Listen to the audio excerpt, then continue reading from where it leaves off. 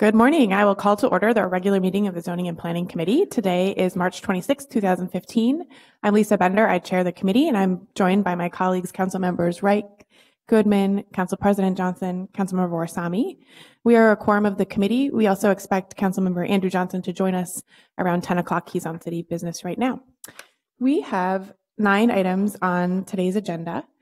2 of the items are for a public hearing, although the items 2 and 3 are a bit related, so I think we will handle the public hearings for items 2 and 3 related to the Franklin Bakery together.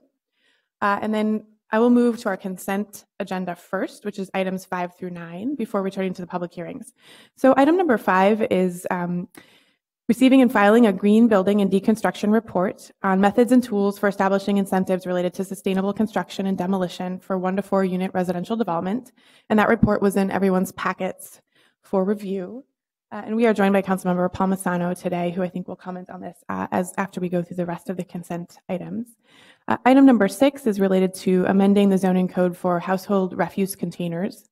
Item number 7 is referring staff and ordinance related to on-premise signs, amending our real estate sign provisions. Item number 8 is referring to staff ordinances to amend the zoning code related to regulations for telecommunication towers, antennas, and base units.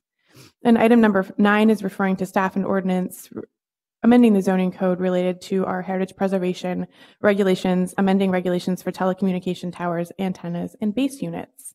Is there any discussion, or would anyone like to pull any of those consent items? And Councilmember Palmisano, I think, would like to comment on item number 5.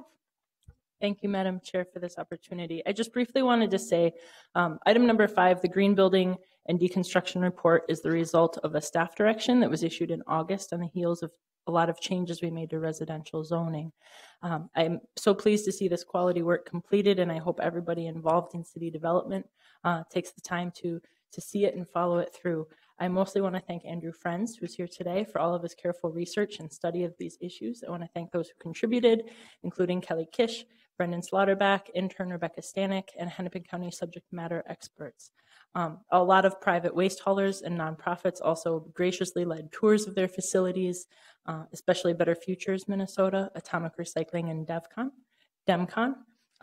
The momentum around residential construction issues has not stopped, and I'm pleased to see the report completed, and I'm pleased to see we're in a solid place to move forward 1 year after the moratorium in Ward 13 has lifted. So I'm looking forward to beginning work on the 6 strategies for implementation that Mr. Friends recommended in the report.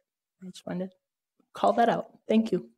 Thank you, Councilmember Palmisano. Any further discussion on the consent items? I haven't moved them. I will move items 5 through 9. Any discussion? Seeing none, all those in favor, please say aye. Aye. Any opposed, nay. And those consent items carry. Now we'll return to item number 1, which is a public hearing relating to 2118 Blaisdell Avenue, considering an appeal submitted of the zoning administrator's decision denying a request for reasonable accommodation. And we will start with a staff presentation. If you are here to speak on this item, you can feel free to check in with the city clerk and sign up, or we can also just take you as you come. And with that, we'll start with staff. Thank you. Thank you, Chair Bender, members of the committee. My name is Joe Giant. I'm here to present statements of fact and staff recommendation for item number 1, which is an appeal of the Board of Adjustment to grant reasonable accommodation for the property located at 2118 Blaisdell Avenue. The property is located at the northwest corner of Blaisdell Avenue and 22nd Avenue West, 1 block south of Franklin, 1 block west of Nicollet, in the OR2 high-density office residence zoning district. The property is surrounded by 3- and 4-story apartment buildings, banked to the north, single-family residence. Hopefully you're all somewhat familiar with this project, so I can be relatively brief with the background information. The applicant, New Way, is a nonprofit organization specializing in the treatment and rehabilitation of persons recovering from alcoholism and drug addiction. They've operated in the Whittier neighborhood since 1966, serving in large part residents of the community. New Way purchased the subject property last year after it had been vacant for the previous 3 years in hopes of opening a residence for persons who have completed inpatient treatment but might not be ready for a more traditional living arrangement. Essentially, this facility would give residents an opportunity to get back on their feet, to adjust to the demands and stresses of everyday life while living in an accountable, supportive, and secure and sober environment. The facility would consist of 21 efficiency apartments and one 5-bedroom apartment on the main and upper floors of the historic mansion. Other rooms in the mansion will be used as common space by the residents. The maximum occupancy of the facility will be 47 persons, and it will be staffed on a 24-hour basis. So the city considers this supportive housing because it would, one, not be licensed by the Department of Human Services, DHS, and two, residents of the facility will be required to attend counseling services at New Way's Counseling Center, which is located approximately a block away from the subject property. Since the proposed facility is not licensed, New Way will not be holding counseling services at the facility. Doing so would jeopardize their existing licenses. So supportive housing can be allowed in the OR2 district with a conditional use permit. However, the zoning code requires that supportive housing facilities be located at least a quarter mile away from other supportive housing facilities and from community residential facilities. There are several of these uses within the quarter-mile radius of this property, and the spacing requirement cannot be reduced by variance, so there exists no mechanism in the zoning code to allow the proposed use at the subject property. However, proposed residents of the facility, recovering persons, are considered disabled according to the Federal Fair Housing Act. Just like laws outlawing discrimination based on race or religion, the Fair Housing Act was meant to address a long history of exclusion and unequal treatment towards disabled persons based upon prejudice and reinforced by public policy, law, and practice. Essentially, people going to great lengths to keep a certain kind of person out of a certain kind of neighborhood. The Fair Housing Act makes it illegal to make unavailable, or deny a dwelling to any person because of a handicap. The Act requires that reasonable accommodations and rules and policies be made when those modifications are capable of enhancing a disabled person's quality of life by giving them the same opportunity to live in a certain neighborhood as people without disabilities. So last October, New Way applied for reasonable accommodation to waive the quarter-mile spacing requirement, stating that it had a discriminatory effect on the housing choices of a protected class of people. In December, the zoning administrator, in consultation with the city attorney, concluded that the request did indeed meet the reasonable accommodation standards and approved the request. An adjacent neighbor to the site subsequently appealed this decision to the Board of Adjustment. The Board of Adjustment voted unanimously to uphold the decision of the zoning administrator. Pursuant to this federal law, requests for reasonable accommodation must be granted if 3 required findings are met. First, the request must be made on behalf of persons who are considered disabled under the Act. Alcoholism and drug addiction are considered disabilities covered by the Act. As part of the initial application requirements, the applicant submitted a signed affidavit affirming that all residents of the facility will be diagnosed with a disability. The second required finding, necessity, seeks to determine whether the requested modification is necessary for disabled persons to enjoy an equal opportunity to use and enjoy a dwelling. A necessary request will affirmatively enhance a disabled person's quality of life by ameliorating the effects of the disability. This means that a nexus linking the treatment of the disability with the need for housing must be shown. For a sober living facility, this nexus exists when living at a particular location or in a particular neighborhood is in itself a means of treating the disability. In this case, necessity is met in 3 ways. First, proximity. The facility is 1 block from the Nicollet Avenue Counseling Center. Enrollment at the center is required for residency. Further, the facility is close to employment opportunities, several major bus lines, recreational and cultural venues, and social service providers. It makes sense to provide services where they're needed. This location supports recovery. However, strict adherence to the spacing requirement needlessly separates these services from the people who need them. The second finding of necessity is the treatment of the uniqueness of the facility. This would function as a place of transition between inpatient rehab and independent living. A supervised, supportive community environment engenders accountability and will help to ensure consistent participation in a recovery plan. A 2010 study of sober living environments showed that the community of support that was established in the very early days of sober living was found to be one of the major contributing factors to continued sobriety. And plus, living in a historic mansion could give a segment of the population who is often stigmatized and discriminated against a great pride of place.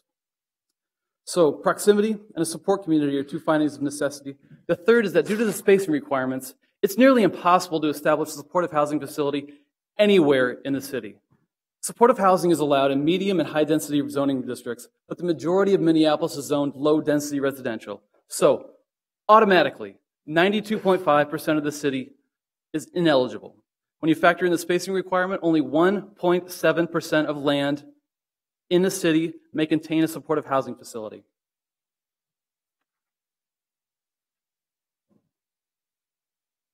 A map's supposed to show up there. There we are.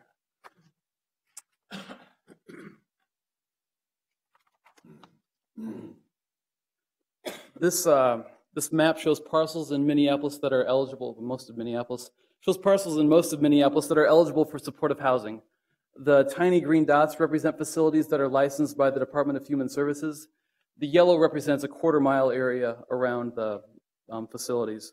The red shows parcels that are eligible for supportive housing. And note that just because a parcel is eligible does not mean it's likely. For instance, it's the University of Minnesota. This is the Calhoun Village, Calhoun Commons Shopping Center. Eligible, yes. Likely, probably not. And note that the dots don't say anything about the size of the facility or the type of the facility. That doesn't matter, because according to the spacing requirements, they don't need to. A community residential can consist of a single person, and that one-person facility still triggers the spacing requirement. A community residential facility in a dense urban environment composed of one person technically still makes all parcels within a quarter mile ineligible. The takeaway from this is that the spacing requirement does not take into account the characteristics of the facility or the density of the area. It's a blunt tool that has the effect of limiting the housing options of disabled persons. As written, the dispersal requirement effectively puts a limit on the number of handicapped people who can live in an area, and it essentially tells them where they can and can't live. This is unequal treatment, and it violates the Fair Housing Act. The third required finding is if the request is reasonable. A request is considered reasonable if it would, 1, not impose an undue financial or administrative burden on a city, and 2, it would not create a fundamental alteration of the land use and zoning scheme. The facility would not require any government funding, and it would be regulated in a similar manner to a multifamily housing, so it would not cause an undue administrative or financial burden. So, does the proposed modification fundamentally alter the land use and zoning scheme of the city? This is a zoning map of the area. This is the subject parcel here. This is Blaisdell, 22nd. The subject property is zoned OR2, high-density residential. The purpose of this district is to provide a range of medium and high-density residential uses, institutional uses, office uses, and where appropriate, small-scale retail sales and service. Supportive housing is a conditional use in the OR2 district. It will require a conditional use to open.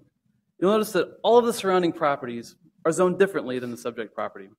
Except for the property which is to the north, which is zoned commercial, all of the properties are zoned R5, high-density residential. The bulk and density requirements of the R5 district are almost identical to the bulk and density requirements of the OR2 district. Both have the same setbacks, height, and floor area ratio requirements. Supportive housing is a conditional use in the R5 district, just as it is in the OR2 district, with all the same requirements and all of the same development standards. 22 dwelling units on a nearly 30,000 square foot lot is typical in both districts and similar in density to the surrounding area. This does not suggest fundamental alteration. Each of the 22 dwelling units would meet size requirements for a dwelling, and each one would have a private kitchen and bathroom. If the facility were to close, it could easily be converted into multifamily apartments. So, the distinguishing factors that make this supportive housing for disabled persons rather than typical multifamily dwellings are that the residents must be mentally handicapped, and they must be enrolled in counseling services intended to treat that handicap.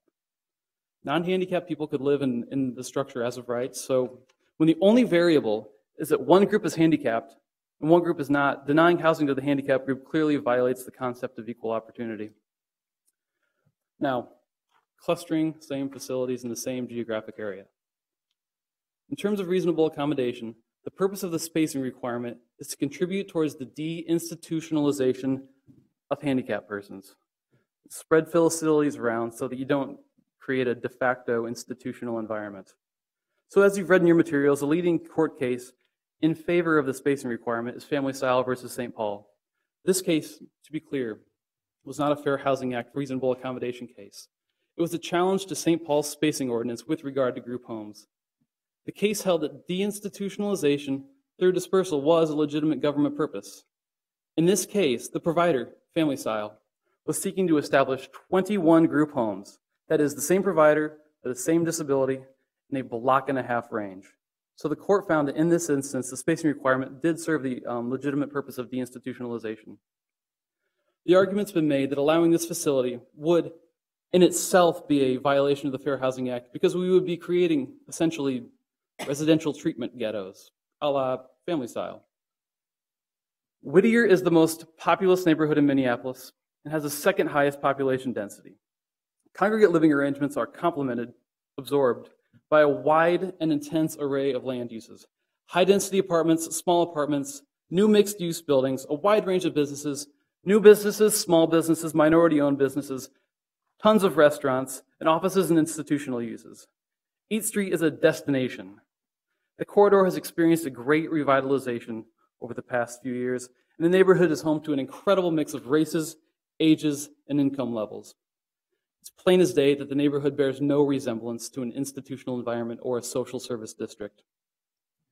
The most relevant and precedent-setting case that provides guidance on this analysis is Lydia House, which authorized a supportive housing facility very similar to the one being proposed, but located 2 blocks closer to downtown. The case went all the way to the Minnesota Supreme Court. The Supreme Court held that Lydia House was allowed a waiver of the spacing requirement through reasonable accommodation. The court's rationale was that the proximity of the facility to treatment and other amenities, just like in the present case, was grounds for necessity and reasonableness. Being connected to the city at large, having opportunities for employment and recreation, and living in a sober environment are benefits that can be gained through the requested modification. Now, one final note. It's important to point out that granting reasonable accommodation, that is, upholding the decision of the zoning administrator and the Board of Adjustment, would not authorize this facility. It would only eliminate the quarter-mile spacing requirement. This facility is considered supportive housing, which is the conditional use. Therefore, it requires that a conditional use permit be granted at a public hearing before the City Planning Commission. Conditional use permit findings are different from reasonable accommodation findings. They look at more how the use would fit in with the goals of the comprehensive plan and how it would fit in with a surrounding area. Further, conditions can be attached to a conditional use permit that can address issues related to enforceability. That is, conditions that will make sure that the facility is living up to its end of the bargain to be a good neighbor. So to conclude, the purpose of this appeal is not to reinterpret the Fair Housing Act. It's not to determine if this is the highest, best use of the property. And it's surely not to determine what's best for recovering people. We're here on a fact-finding mission to determine if the 3 required findings for reasonable accommodation are met: disability, necessity, reasonableness. 1, alcoholism and drug addiction are considered disabilities. All of the residents of the proposed facility will have been diagnosed with this condition. 2, a necessity for the accommodation exists because of the proximity of the facility to the required counseling services in a location that's well connected to the city at large and where access to other necessary services is available. Necessity is also met by the limited placement options for supportive housing in the city and the community-based treatment model. 3, the request is reasonable because the use is allowed in the zoning district and is substantially similar to surrounding uses. When these required findings are met, the city must approve requests for accommodation. Over and over in the appeal statement, the appellant says, "We have enough." Saying that there's a limit to the number of handicapped people who may reside in an area when no such limit exists for any other group is discriminatory. There are other facilities in the area, but that only reinforces the basic logic to provide services where they're needed. Therefore, staff recommends that the Zoning and Planning Committee adopt staff findings and deny the appeal of the Board of Adjustment to grant reasonable accommodation pursuant to the Fair Housing Act. Thank you. I'll be happy to take questions. Thank you, Mr. Giant. So as you very clearly stated, we are here on a very kind of narrow focus on the reasonable accommodation request, and I think I'm going to be setting a bad example here by asking a question that's not in that narrow scope. But you mentioned that supportive housing is only allowed in medium and high density areas. Can you tell me the specific zoning classifications where supportive housing is allowed? I believe it's R4 district, which is medium. It may be R3, but I believe it begins in R4, R5, and R6, which are high, medium to high density residential zoning districts. It's allowed in commercial zoning districts. It's allowed in medium to high density office residence districts. And you said that that's 8% of the city's land area? The vast majority of the city is zoned low density residential. Okay. So I think it was 92.5% of the city is ineligible for it. So you cannot have a supportive housing facility in 92% of the city, That's correct. even if someone brought a reasonable accommodation and request, they wouldn't be able to open a facility because of the rest of our zoning regulations. I think that would consider an interpretation of whether it was a reasonable request, whether it did constitute a fundamental alteration of the land use and zoning scheme, allowing a use that's first allowed in a high-density zoning district, in a low-density zoning district, essentially allowing a large facility in a low-density zoning district could be construed as a alteration of the land use and zoning scheme. So a facility like this size in a low-density neighborhood would probably not meet that reasonableness finding. Councilmember Goodman. Thank you, Madam Chair. I'm glad you brought that up. In my ward, there is a supportive housing district in my neighborhood, Bryn Mawr. I think the difference, and which has only R1 and R2 zoning, I think the difference is it might have 6 beds instead of 26 or 36. So I think you can have supportive housing in an R1 or R2. It just has to be consistent with the number of individuals that would be allowed. I'll note that the one in my ward, no one even knows it's there because it's in a single family home. I think there are 6 beds though. Oh, thank you, Ms. Goodman. There are several types of congregate living facilities, one being a community residential facility, which is a permitted use in low-density zoning districts, which is 6 beds or fewer. Community residential facilities are licensed by the Department of Human Services. Now, there are other types of congregate living facilities that do cater more towards supportive housing, sober living, that are not licensed.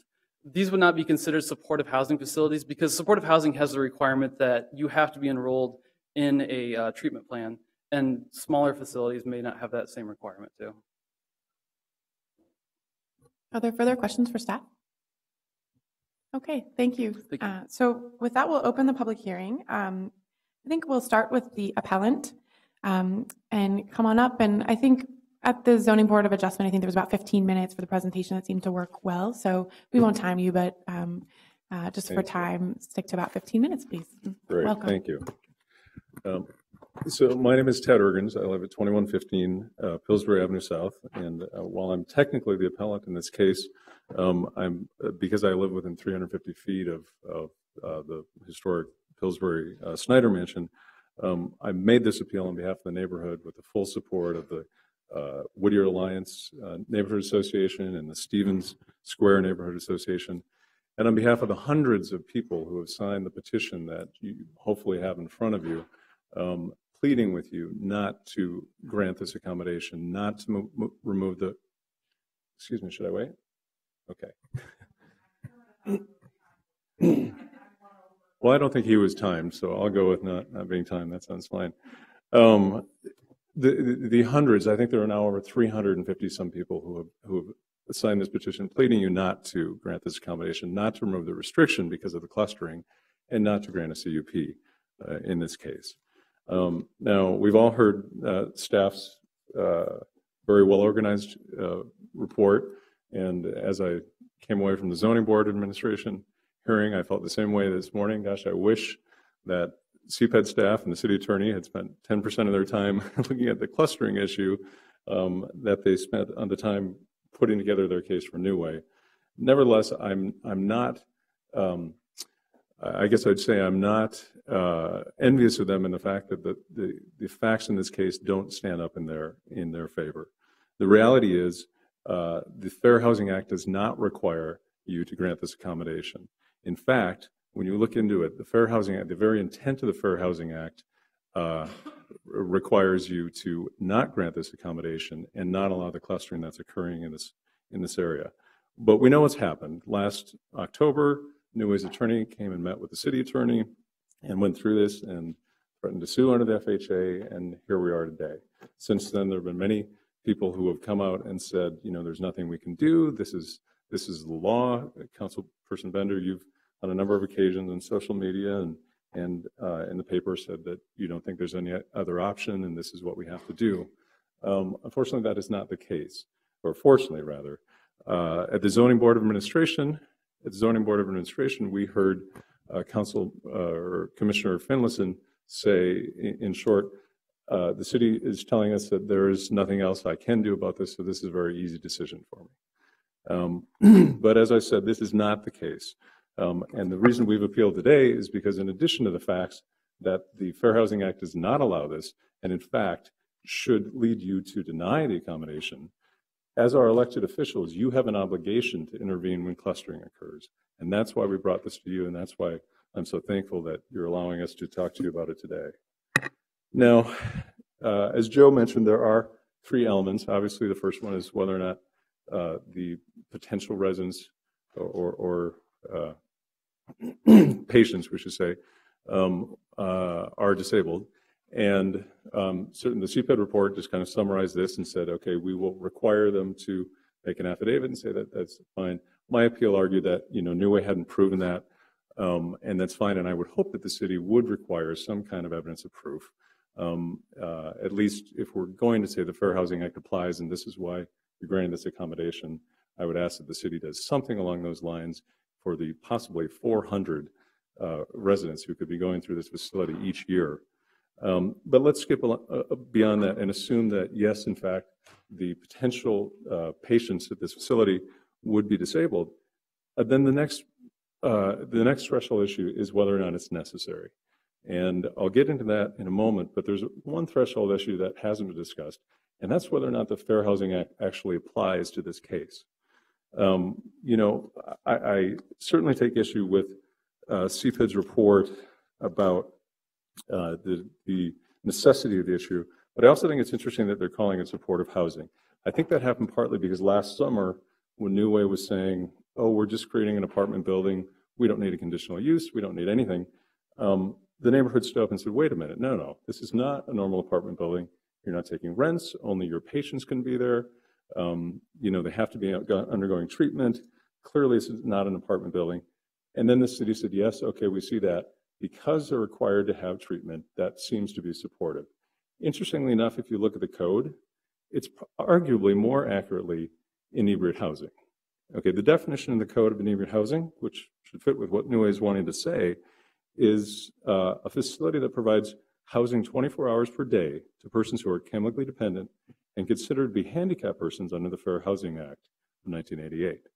Well, that's very interesting because the actual definition of inebriate house says that it's 24-hour housing for people who are handicapped under the FHA. And so Minneapolis has recognized that. That's fine. Then what does Minneapolis code say about inebriate housing? It says that it can't be located within a quarter mile of any other inebriate house, correctional facility, residential facility, overnight shelter, motel, supportive housing.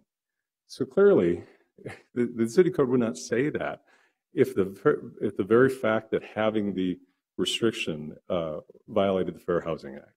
So that's a threshold. I just want you to understand what we're dealing with there. But, I don't expect Joe or even the city attorney to be experts in the Fair Housing Act. We know they're not. But however, Daniel Lauber, the attorney out of Chicago who contacted us after the zoning and Board of Adjustment meeting is an expert in the FHA. You all should have his resume in front of you. He would have been here, well, not today. He would have been here if New Way had agreed to let us do this on April 9th. But nevertheless, he's talked extensively about this. And if you look at it, he's been an expert in the FHA for over 20 years. He's helped write municipal codes across the country. He's filed numerous advocacy briefs. He's been the past president of the American Planning Association, president of the American Institute of Certified Planners. In every case, he has established himself as an expert, testifying as an expert in front of the DOJ and HUD and HUD in many, many cases over the years. And this is what Mr. Lauber says about New Way's plan. Unsolicited by us, what he reached out to us and told us, he says, this is not supportive housing. It's not inebriate housing. It's not a community residential facility. He said it's a mini institution. And he said many institutions like this have no legal right to locate in residential zoning districts, even under the Fair Housing Act. And the operator has a lot of chutzpah to claim that this is a community residence. He further goes on and says, I don't know what the applicant said to pull the wool over the eyes of the Planning Commission or fool city officials into thinking that the Fair Housing Act mandates that they approve this application. but having been an expert witness for HUD and DOJ in group home zoning cases and having dealt with this issue for decades as both a planner and attorney, I'm extremely confident that the city can legally deny the application. The reason he makes his point is that New Way is talking about putting in creating what housing, I think they say apartments for 22, but places for 47 residents at a time. Now actually, it's kind of illuminating. When I was asked to lunch by the New Way board president last week, I learned a lot about New Way. Ostensibly, he asked me to lunch to suggest that my wife and I would be much happier moving out in the neighborhood and moving on. But in the end, I learned a number of things. One is that New Way's rates of failure are somewhere around 50%. So while they say they'll have 47 people in this facility, we could be talking about actually twice that in this 9-week period. So we're talking about now maybe 100 in a quarter, 400 in a year. Okay, that's an institution. That is not a housing facility. The Fair Housing Act was set up to protect people in their homes, to let them create a home environment and to live in a residential neighborhood. But that's not what this is. This is transitional housing, temporary housing for, we don't actually know, maybe 9 to 10 weeks, but depending on how long the people are able to stay. And that's why, Councilman Goodman, in your neighborhood, there's a supportive housing facility for about 6 people, because those are the types of facilities that work. Those are the type of facilities that are considered community residential facilities because they recreate the sense of a family in the neighborhood. They're easy to absorb in the neighborhood, and they don't cause the adverse effects that clustering does. In this case, we're talking about an institution. It's not a home. It's a temporary housing. Most of these residents will have another residence someplace else, a home. They're subject to strict rules. You know, the doors are locked, there's curfews, there's absolutely no alcohol, obviously. It's an institutional setting, and he's right about that. And that's why the FHA doesn't apply. But furthermore, when you look at the issues of why we should care, I mean, I know before you didn't understand, or many people didn't understand that you could deny this application. Now I hope that you do. But so now I want to talk about why you should deny it. The American Planning Association's policy guide on group homes talks about community residents and says they should be scattered throughout residential districts. Mr. Giant argues that, you know, our zoning code doesn't allow us to do that. Well, if that's the case, then your zoning code discriminates. Then your zoning code violates the Fair Housing Act. And you don't cure that violation by granting every accommodation that comes your way. Because the actual effect of, there are 2 parts to fair housing. One, to protect disabled people, allow them to be in a residential neighborhood. But as he pointed out, the other part, the more important piece, is to not segregate disabled people into one small area and not effectively reinstitutionalize them. That's what's happening here. That's what's happened over the years in Whittier, and that's what will happen if you allow this institution to be added on top of all the other existing residential facilities we have. So the American Association of Planners says that if several group homes were located next to one another or placed in the same block, the ability of the group homes to advance their residents' normalization would be compromised. Such clustering would create a de facto social services district in which many facets of an institutional atmosphere may be recreated and would change the character of the neighborhood. That's exactly what we've got going on here. And it's not happening haphazardly. New Way in the last couple of years has bought or tried to buy 7 properties in this 2-block area.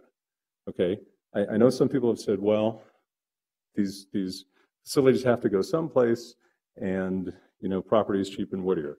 Well, it's not that cheap. Okay, the reality is New Way paid $1.2 million for the Pillsbury Mansion.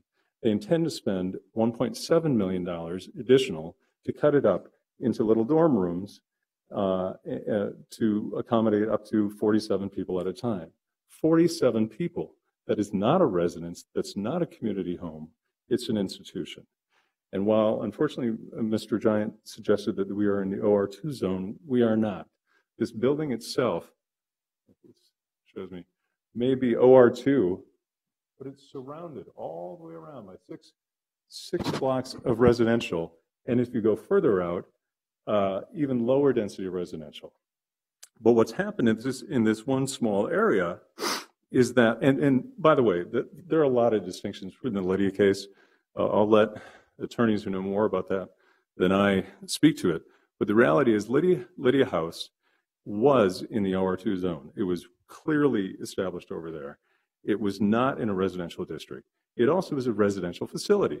It's a facility where they're trying to create homes and residences for people, not this temporary institutional setting.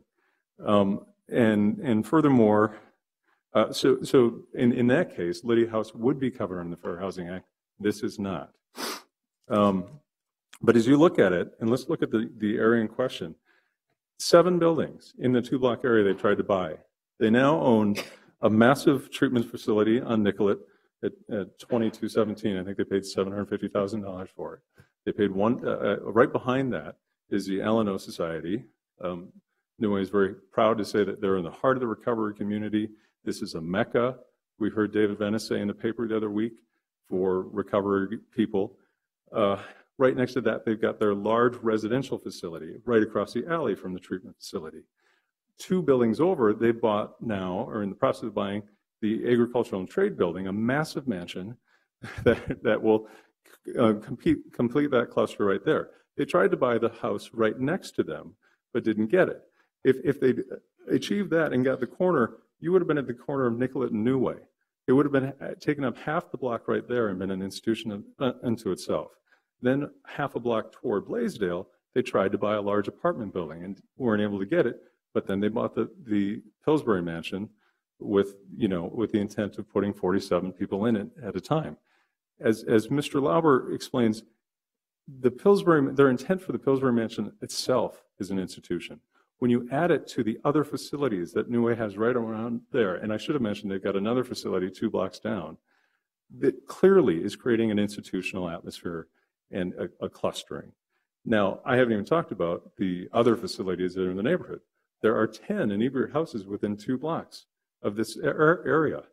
So Newway is proposing a facility that is 5 times bigger than the normal group home. So you're taking an area that already has 10 group homes and now adding this institution that will have another 5. This is clustering. This is targeting. This is happening. And we can't pretend it isn't anymore. In addition to Newway, right next door, there's a facility for some housing organizations to do great work and do some outpatient treatment right there on site. So you've got 2 treatment sites right there. Half a block down, Mark Casagrande has bought the Washburn Children's Center, a massive building for $1.9 million, which, by the way, none of these buildings are getting taxes anymore. Newway doesn't pay taxes on any of their properties, and neither will these other operators. So you're reducing the tax base within our neighborhood as well. So Mark Casagrande has bought the Washburn Children's Center, this massive building that used to be used for children, to turn it into yet another treatment facility, half a block down from Newway's treatment facility. And if you think that they're not going to then try to put more housing around there, you're not seeing the whole picture. At the Zoning Board of Administration hearing, there were a number of people who testified on behalf of Newway, as well as our neighborhood. And there's one point I want to make very clear. I think there was a misperception, and there's been some comments that I don't appreciate, that the neighborhood doesn't like people in recovery or doesn't want them there. That's ridiculous. None of us would have moved into Whittier if we'd had any problem with people in recovery or disabled people. Everyone knows about the diversity and the character of the neighborhood, and we chose to live there because of it. But what we've said is you can't create this kind of a cluster. I've reached out to family members and close friends of mine who've been through recovery. We all know people who've been through recovery. It's a terrible, terrible disease and a terrible battle. And they deserve the utmost respect. But what all of my family members have said is, if I lived in your neighborhood, I would be concerned about this clustering and this over-concentration of supportive services, and I would do everything I could to fight it. Okay? This is not an issue of the neighbors not wanting these people present. This is the issue of the neighbors saying, you cannot continue to cluster and create this institutional environment in this neighborhood. It's not good for the neighborhood, and it's not good for the patients themselves. We know that because we look at the 911 reports, and hopefully you've looked through the appeal and you've seen those. Ironically, this facility is being proposed in one of the worst areas of the neighborhood that we have. It's one block from Nicollet and Franklin that had 511 911 calls just last month. I forget what the totals are, 3,000 is something in a year, 3,800. Talk to any of the police, talk to anyone. They know that this neighborhood in this area is targeted by drug dealers. And while New Way might like to say, we're part of the solution, we're not part of the problem, they are not taking people off the streets in Whittier and just treating them. They're bringing people into Whittier and creating this cluster, which is against the code and against the Fair Housing Act. One of the people. I'll just ask you to wrap up. And we do have, in our packets, we do have the original application, the appeal, the police reports, and the ZBA testimony. So wonderful. Thank you. Well, one of the people who did speak was a woman from St. Paul, had no association with New Way, but came to support them because she would like to open another 2 supportive housing, or another 2 inebriate houses on Pillsbury and Nicollet in the same area, in the same 2-block area. This is a real problem. And I understand that before you thought you couldn't do anything about it because you believe that the law required you to grant this accommodation. It doesn't. This is a mini institution which is not subject to the Fair Housing Act. And as I'll just repeat it again, as Dan Lauber explained, many institutions like this have no legal right to locate in a residential zoning district, even under the Fair Housing Act. The cynics that I've talked to said, I don't know why you're wasting your time. City Council isn't going to do anything about this.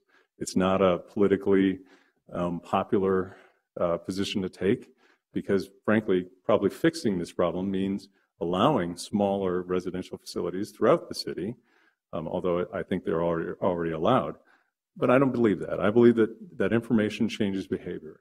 And I believe that most people didn't understand before that you could deny this, and that in fact you need to deny this, because if you don't, you are creating the clustering and the segregation of disabled people, which the very intent of the Fair Housing Act it was intended to prevent. Okay, thank you. Thank you. Have any questions? Are there any questions? No. Thank you. So now I'll ask the original applicant from the folks from New Way to speak next, and then we'll move on to anyone who wants to testify. Can I see how many people plan to speak? And you can change your mind, but just by a show of hands. Okay. Thanks.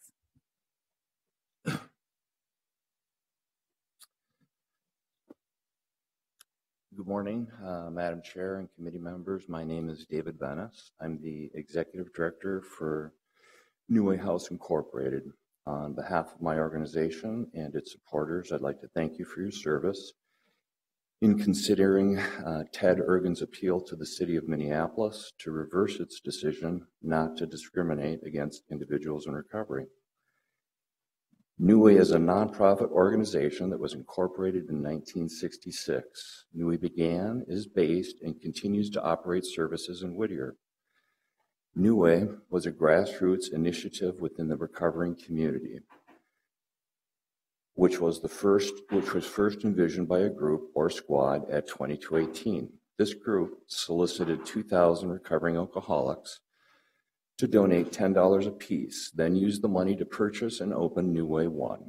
New Way 1 was among the first halfway houses in the state of Minnesota. The original board of directors worked as the cooks, counselors, bookkeepers, and provided all the client services for the first 2 years of operations. The founders of New Way were members of the 2218 Alano Society. This Alano Society is, in fact, the oldest operating AA club in the world, which makes Whittier the birthplace of the recovery movement for the state of Minnesota. For the last 49 years, New Way has been dedicated to providing treatment services for alcoholics and addicts recovering from their addictions. Today, the organization owns and operates 4 treatment centers that are licensed by the Minnesota Department of Human Services. New Way 1, the organization's first offering, located at 2200 First Avenue, is now a MICD residential treatment center. New Way 2, located at 2518 First Avenue, is also a MICD residential treatment center. New Way Counseling Center, located at 2217 Nicollet Avenue, is a MICD outpatient treatment center. 3 R's Counseling Center, located at 2220 Central Avenue Northeast, is also an MICD outpatient treatment center. The Pillsbury Snyder home at 2118 Blaisdell is critical to our mission and the clients we serve. Our 2 residential programs, New Way 1 and 2, are continuously cycling 60 clients through their treatment programming, who are then in need of stepping down to supportive housing. Approximately 90% of the clients admitted to our 2 residential programs are homeless.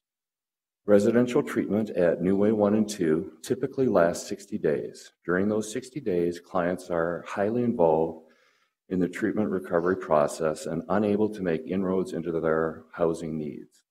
The Pillsbury Snyder home will allow us to effectively extend the time residential clients are in our care by an additional 2 months. These 2 months will focus on supporting our clients in reintegrating back into the community through meeting their housing, employment, and academic needs. Their reintegration will be leveraged through 20 hours of counseling services every week at the New Way Counseling Center, 1 block away.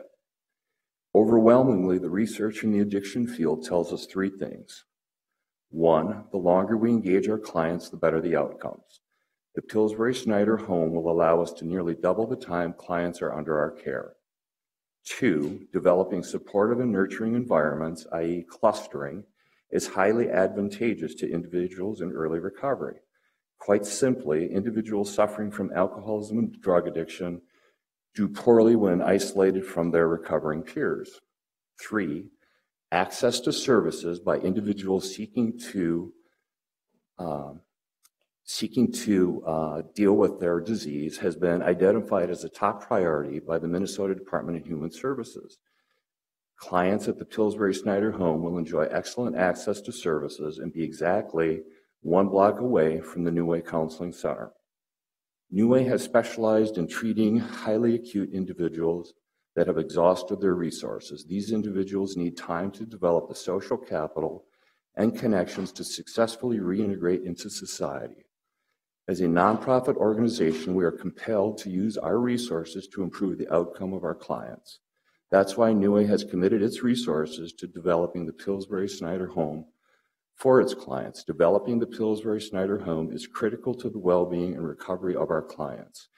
We understand TED and the Whittier Association's desire to pick and choose their neighbors, but support the city's staff's recommendation not to discriminate against people in recovery. Thank you. Thank you. Madam Clerk, do we have people signed in to testify?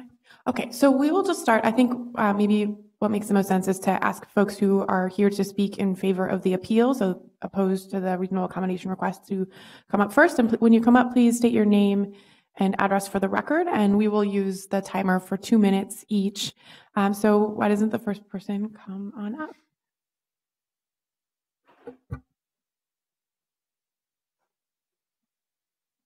And we'll just ask people to line up if you would like to speak so we can move quickly through the testimony. Hello, Madam Chair, committee members. I'm Andy Cohen, business owner at 2 East 26th Street. And I just wanted to quickly recount an incident that we had this summer. We had a person, we had customers out on the patio, and we had a person who identified himself as coming from New Way to basically asking people for money outside of our establishment, which we handled. And I had spoken with people at New Way about this, and we had a fine conversation and all that. Went fine. And then there was a second person that I didn't realize was inside the restaurant, who was just standing around making our staff very uncomfortable near the counter and the register. And as I was coming in, I asked him if he was leaving. He said he was, although looking at me very oddly. And then as I held the door for him, he didn't leave. And we just kind of stood there as a standoff. And then once I let the door close, then he left. And it just made people very uncomfortable. So that was just an incident that I wanted to report. And again, we spoke about it with New Way. And it just leads me to question, again, it's a density issue in my mind, that those things are going to happen. We understand that, but there's a lot of supportive housing in the areas everybody's established. And it's not, this is no personal thing against New Way. I respect a great deal what they do. I think we all do, and have admiration for what they're trying to accomplish. But it's a question of what is the threshold of density in the neighborhood. New Way themselves characterize the neighborhood as a recovery neighborhood or a recovery mecca, and I just don't think that that's a good thing, nor would it be a good thing for it to be characterized as an affluent neighborhood or a neighborhood for any one demographic or socioeconomic purpose. The goal is diversity and equity, and I don't believe that the threshold, getting beyond a threshold of prudent concentration, works to that goal. So, thank you. Great. Name and address, please. Hello, my name is Eric Levy. I'm a licensed professional counselor. I'm a psychotherapist. I work with disabled adults and have done so for over 20 years. I do so in the neighborhood. I do DBT, ABA, motivational interviewing, and all the same things that they do at New Way. In 1999, I was part of downsizing an institution in Stevens Square of 99 individuals. We were requested by the federal government in the state of Minnesota to find housing for these individuals. We did so, and we did so successfully. We did so without having to ask for any variance. There's plenty of real estate in Minneapolis and plenty of communities that would be more diverse because of it. Are there problems in Whittier? Sure, there are. And I support New Way. I live right across the street from New Way. To call this discrimination or picking and choosing my neighbors, I think is unfair. These are my neighbors. But this proposal does create a problem. It creates another piece in the puzzle of a campus of rehabilitation. Whittier is synonymous with diversity and disabilities. Whittier should not be synonymous with rehabilitation. We don't want to be defined by this. And the more we keep building on it, the more it feels that way. It puts a stress on our first call responders. It puts a stress on our neighborhood and about the people who are in it. This is more about a business and not about persons with disabilities, in my opinion. And I support their mission. I support what they're about, and I do the same thing. I'm about to leave and go do that right now. But it actually creates less opportunities for persons with disabilities because you're carving out the diversity in our neighborhood that already exists. And it moves in a direction that the federal government would define as more institutional. Creating a campus like this is the new institution. And down the road, we'll be taking that apart down the road. You cannot effectively integrate persons with disabilities in the community if the only community that you have is New Way. Do I believe in New Way? Yes, I do. But I strongly question the larger effect that it has on a single community. And I do this because I don't think New Way is asking that same question. Thanks. Thank you.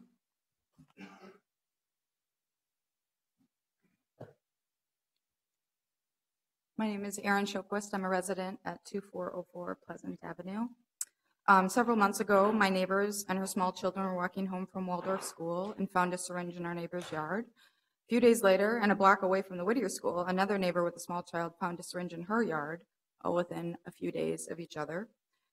These yards were the neighborhood children play. Children should not have to worry about the drug use paraphernalia in their play areas. Whittier has at least 26 licensed community residential facilities, supportive transitional emergency neighborhood housing within a quarter mile of each other and proposed near to this 21st and Blaisdell location. Our adjacent Stevens Square neighborhood has just as many, and New Way has this clustering effect, which they propose is a good thing and, in my opinion, is not a good thing. The tipping point, long supported by sociologists and popularized by Malcolm Gladwell, is a point in time when a group or large number of group members rapidly and dramatically change their behavior due to a small incremental change. Similar to boiling water, when at 211 degrees the water is still, but just one more degree, the water will rapidly boil. Our community is at this tipping point.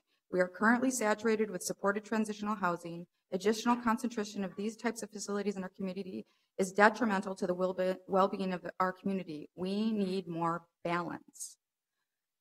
As of September 16, 2014, the 5th Precinct Police Log data had received 34 calls in a 12-month period of time from New Way's facilities. That's a call for about every 10 days. By waiving the space requirement for the proposed supportive housing facility, they'll be introducing more police involvement at 21st and 18 Blaisdell, where there hasn't been a need before.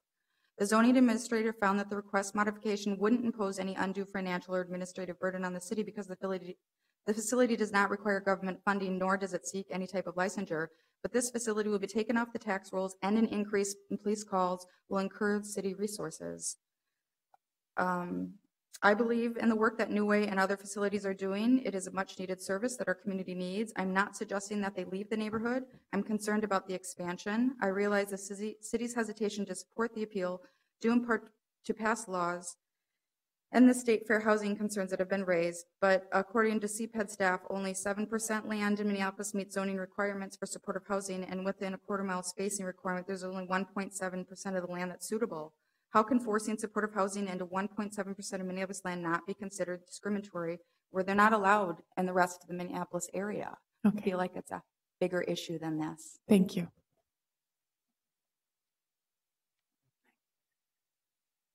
Morning.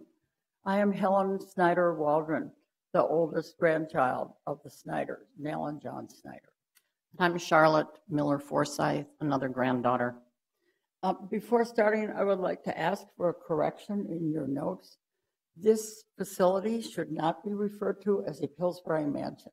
It was built and owned by John and Nell Snyder, and it is not the Pillsbury mansion. I would appreciate that correction. I am very empathetic to the Whittier concerns, but I also feel that perhaps the cart has gotten before the horse, and maybe the wrong facility or the wrong organization is on the chopping block. John and Nell Snyder were philanthropic people. They love their community and the well-being of the residents in that community. They would be honored today to know that somebody or an organization chose to partially restore their house and execute an organization that was sustainable and controllable, and whose purpose was to regain and sustain human dignity.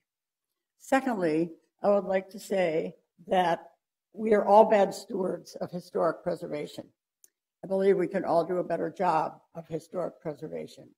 And this is something that I would think the Whittier community would be excited about sustaining and supporting. This historic building that has a small connection, even this, so small, but it is connected to an intriguingly historic episode. Thank you. Thank you. And I will note, actually, there has been a nomination about the interior and exterior of this building unanimously approved by the HPC just a couple of weeks ago. So that historic question will be going through its own process. Good morning, committee. My name is Marion Bean. I'm executive director for the Whittier Alliance. The question is, how many group supportive transitional emergency inebriate or sober homes will it take in one neighborhood such as Whittier for New Way and the city of Minneapolis to recognize they are violating the Federal Fair Housing Act by supporting the reinstitutionalization, the lack of housing choice, and the clustering of homes for the disabled in one area? I would think that 30 within a quarter mile should be sufficient. Concentration and clustering of this housing for people with disabilities in one area is in opposition to the intent of the Federal Fair Housing Act. In this case, we are talking about the addition of another inebriate transitional home, New Way's third inebriate house within blocks of each other, and in addition to the 7 others that exist. They are not offering their disabled clients the ability to choose where they want to live. They can choose either the 2 existing facilities or potentially the 3rd, if this is allowed, in one area. There's no choice within the other areas of the city for this inebriate type of housing.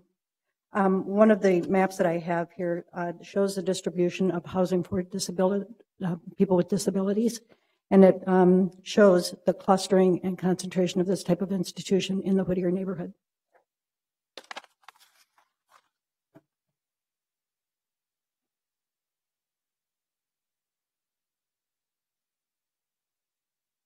You'll see that the farther out you go from the core inner ring of neighborhoods, the fewer there are for housing choice for people with disabilities. At the February 19th Zoning Board of Adjustment, Chair Perry asked for some clarification on dwelling, and it's on page 3 of that transcript, and some clarification on dwelling and how dwellings are considered and what the choice meant. And the staff person replied that the idea is to give clients give them the right to a dwelling of their choice. And I think by concentrating and clustering this type of institution, there isn't choice for people with in the disabled community, and particularly in the inebriate community. Further, I think there is I guess one other point on that. I think there's, by allowing this, it's falsely creating necessity with the number of facilities in the area, as well as the housing in the area. It is creating the necessity to put them here rather than distribute them. I also had some information about additional crime that also creates a demand on city resources, and it's only narcotics crimes that are in the neighborhood. I can leave that information. Thank you. Thank you, Ms. Bean. And if there's anything you'd like to leave with the clerk, and then the clerk has also reminded me to please ask people to sign in after you've spoken if you haven't yet, so she has the accurate spelling of your name and address. So come on up. Madam Chair, can I make just one clarification point, because I've heard it said a couple times that this is not inebriate housing. Inebriate housing is a wet house. That's where the population are active alcoholics. They're not a population that's in recovery from alcoholism or drug addiction. And so this is not an inebriate house. It's supportive housing as determined by the zoning administrator. Again, the Fair Housing Act is clear that those in recovery from alcoholism or drug addiction are disabled for purposes of the act. Those actively using drugs are not. And so that's the distinction. This is not inebriate housing, as it's been mentioned. That's a red herring. Thank you. Mr. Nielsen is our city attorney. Good morning. My name is David Bagley. I'm a resident at 24th and Pillsbury, 2316. I'd like to oppose or support this appeal with a simple question: if not now, then when?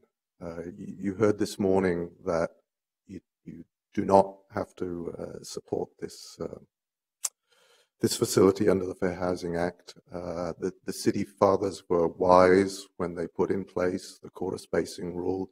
It was designed to preserve balance in the neighborhood. You also heard this morning, as has been very consistent throughout, the New Way organization has an agenda of clustering. They believe this is a good thing. They will keep doing it. At what point is the city going to say enough? Or do you plan to let them pursue their agenda without any holdback from the organization or from the city, any attempt to preserve balance in our neighborhood? This organization and others like them are extremely well funded.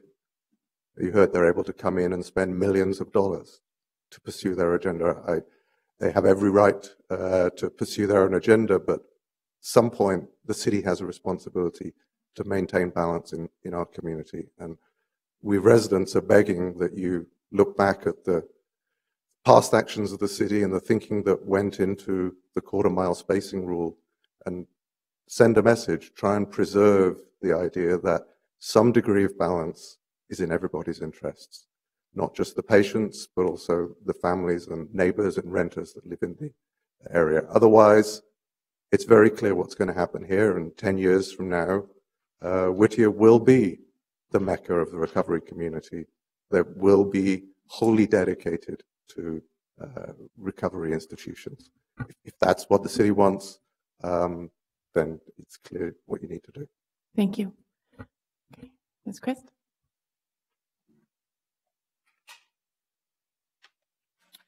My name is Erica Christ. I'm a Whittier resident. I live next door to St. Stephen's Homeless Shelter, and I'm also the chair of the Whittier Alliance Board of Directors. I urge this committee to deny the reasonable accommodation to New Way for 2118 Blaisdell by upholding this appeal. The law does not require this. The city ordinances should not be circumvented for the convenience of a private nonprofit. The Fair Housing Act is meant to protect people from being unfairly excluded from living in a place of their choosing. The law is meant to protect people who have few, if any, housing alternatives. It's a perversion of this law to insist that some people should have few housing alternatives by concentrating all of their options in one area, thus depriving people of a choice.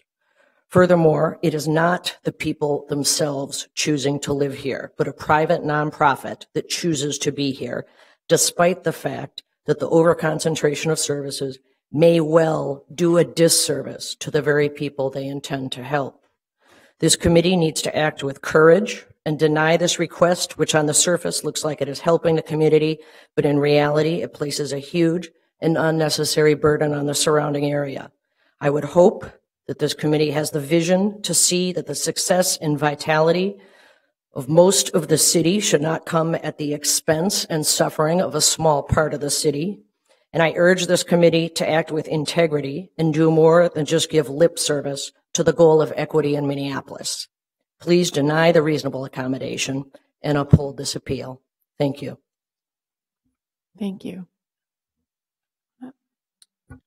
Hi, my name is Noah Rowan. I live at 21 Oliver in Bryn Mawr and own a property in Whittier, and that's what I wanted to talk about. My wife and I, 7 years ago, bought what we thought was our dream home in Whittier. It was a nice 3-bedroom home on Harriet Avenue. This is where we had gotten married. We had planned to raise children there until sort of a fateful night in February of that year when someone that was in and out of recovery broke into our home in the middle of the night. And not only did they break into our home, but try to charge into the door that my wife and I were barricaded against in our bedroom. This person had to be tased. There were police dogs and removed from the home. After being arrested, he told the arresting officers that he intended to occupy the property and remove the residents. This person, as I said, had been by his own admission in and out of recovery, both for mental illness and for drug addiction.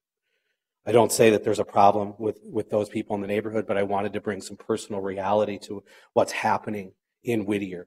This is a situation that's getting worse, that's driving people like me from Whittier into other parts of Minneapolis where there are less of these facilities in a cluster because there is less crime. You can raise a family in Bryn Mawr. It's almost impossible to raise a family in Whittier. We would not move back there. We love Minneapolis. We have businesses that we own in Minneapolis. But what's happening now with this clustering is driving families away, and that's unfortunate. The city has a clear obligation. I don't think it's a choice. I think it's an obligation to enforce your zoning code. And I think that is for the betterment of all of the city. You've lost me in Whittier. What happens when you lose Ted, and when you lose Ted's neighbors, when you lose these other passionate people that are here because you didn't enforce the code as it stands? I think you have a clear obligation to do that, and I wanted to express that and share my story. Thank you. Thank you.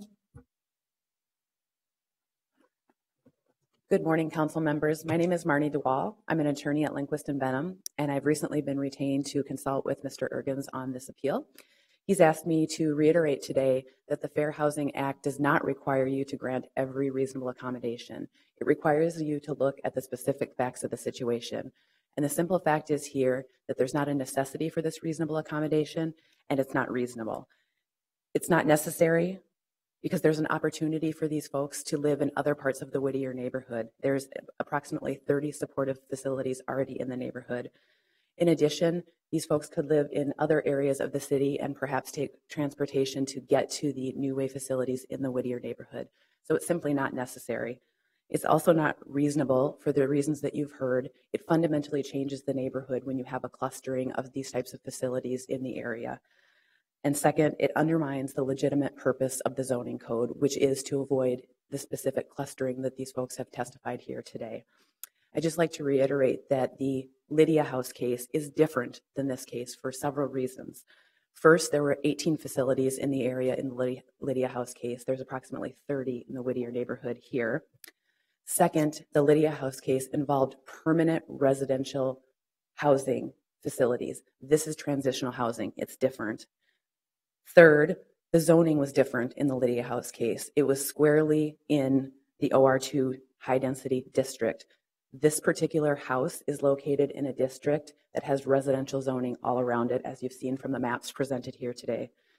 And finally, in the Citizens Lydia House case, the issue was increasing the number of individuals allowed in the home under the code. This is different. This is an entirely new facility in the neighborhood. So for those reasons, the Lydia House case is distinguishable from the facts and circumstances you have here. So on behalf of Mr. Ergens and the neighborhood residents, I urge you to deny the reasonable accommodation request and potentially send this back to community planning and economic development for further consideration of the reasonable accommodation. Thank you. Thank you. Good morning. I'm here as a concerned resident of the Whittier neighborhood. I moved into the Whittier neighborhood about 12 years ago. We restored one of the Pillsbury houses across the street from the park. This particular house that we're talking about here today is about 3 blocks away from where I live right now.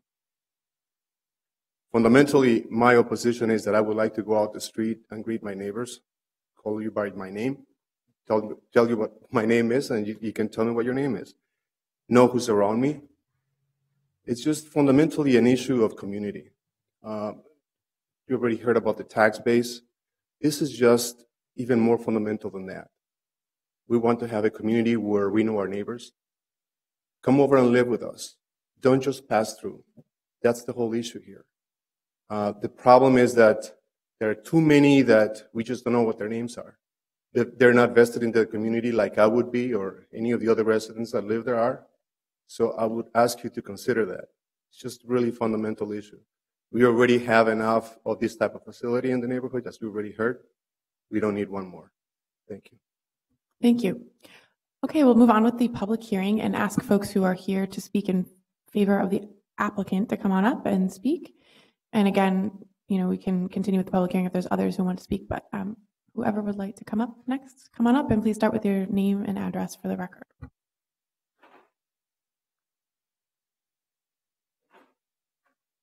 Okay. Is there anyone else who would like to speak?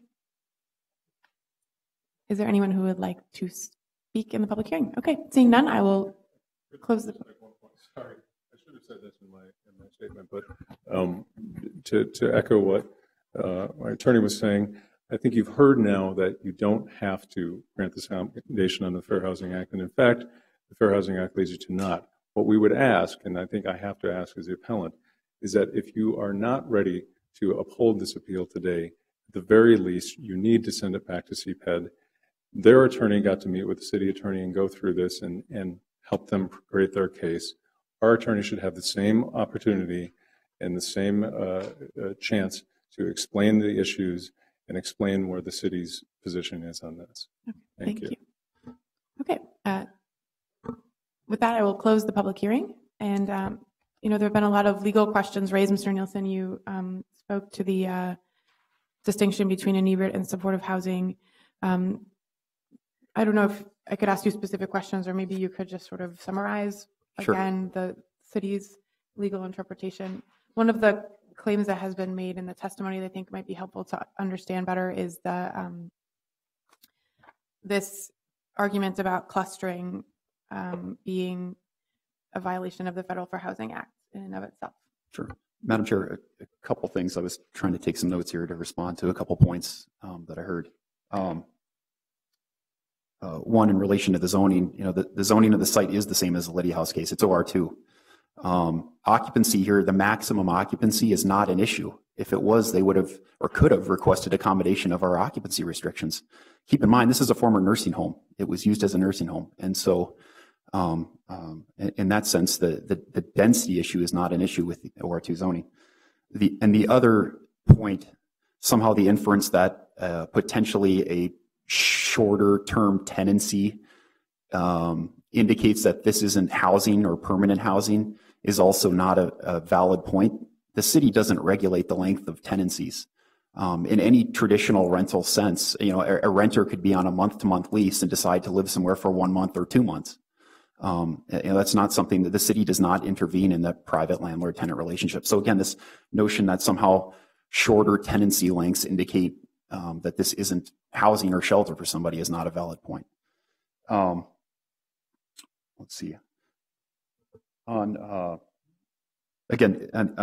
the final point, the question you raised about clustering, it seems that they're trying to turn the entire purpose of the Fair Housing Act on its head, which is not right.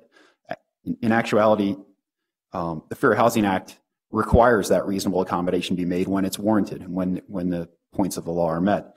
And failure to do that is illegal discrimination in and of itself, the failure to make reasonable accommodation. I think the staff position, as stated by Joe, has stated that we feel those prongs have been met.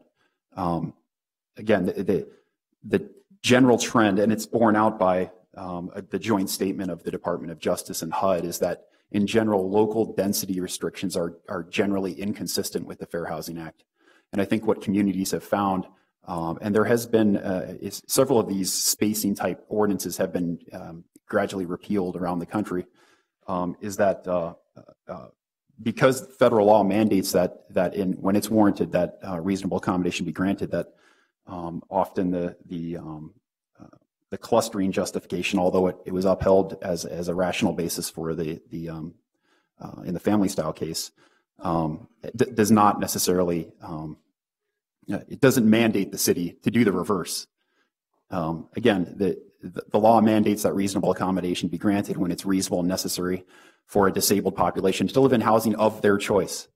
And it's not a mandate to do the reverse, to affirmatively disperse such housing for a disabled population.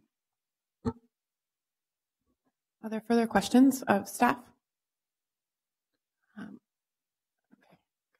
Councilmember Reich. Thank you, Madam Chair. Just to get the question before us moving, I'm going to move denial of the appeal on the basis that the consistency with the staff findings, the conclusion of the Board of Adjustments, and the statements made by our legal counsel are consistent with accommodating the waiver. I believe the point, the last of the three prongs in terms of doing harm to our zoning code framework was not met. I think this is consistent with our existing framework specific to the area, but in more general to the overall framework as laid out by staff. And so with those three considerations, I would move as stated, and then have staff to draft final findings consistent with the discussion and that conclusion. Okay, thank you, Councilmember Reich. I apologize for this, but just procedurally before we have discussion on the motion, I'm hearing from staff and from the clerk that we need to amend the wording in the agenda related to this item, which you have before you. So item 1 on the agenda, which is available to everyone, has some wording that staff was concerned is confusing. So I'm going to move this language that has been passed out so that item number 1 would read on the agenda, considering an appeal submitted by Ted Egrens of the decision of the Zoning Board of Adjustment granting reasonable accommodation to waive the spacing requirement for a proposed supportive housing facility in the existing structure at 2118 Blaisdell Avenue. So the intention of that, again, is just to make sure that the wording is clear on the agenda. Is there any discussion on the motion to amend the agenda? Okay, seeing none, all in approval of amending the agenda, please say aye. Aye. Any opposed, nay. Okay, that was just the amendment of the agenda. Is there any discussion on Councilmember Reich's motion Councilmember Goodman. Thank you, Madam Chair. I also support Councilmember Reich's motion. I unfortunately have been here long enough to see many of these come in front of us, and I wonder now if it makes sense just to simply eliminate the spacing requirement. It seems to me as though that's the reason we have these in front of us. I represent an area just north of here that has a concentration of these same exact kinds of facilities, and for some reason don't seem to get the same number of complaints, including Loring Heights and the Ridgewood area. I also represent Elliott Park, and if you look at the map, the second area of concentration of these facilities is in Elliott Park, and we continue to work on trying to make these facilities good neighbors, and for the most part they are. And so I think leaving out there a spacing requirement that gives people the idea that they would be quote unquote protected from this kind of facility is the problem.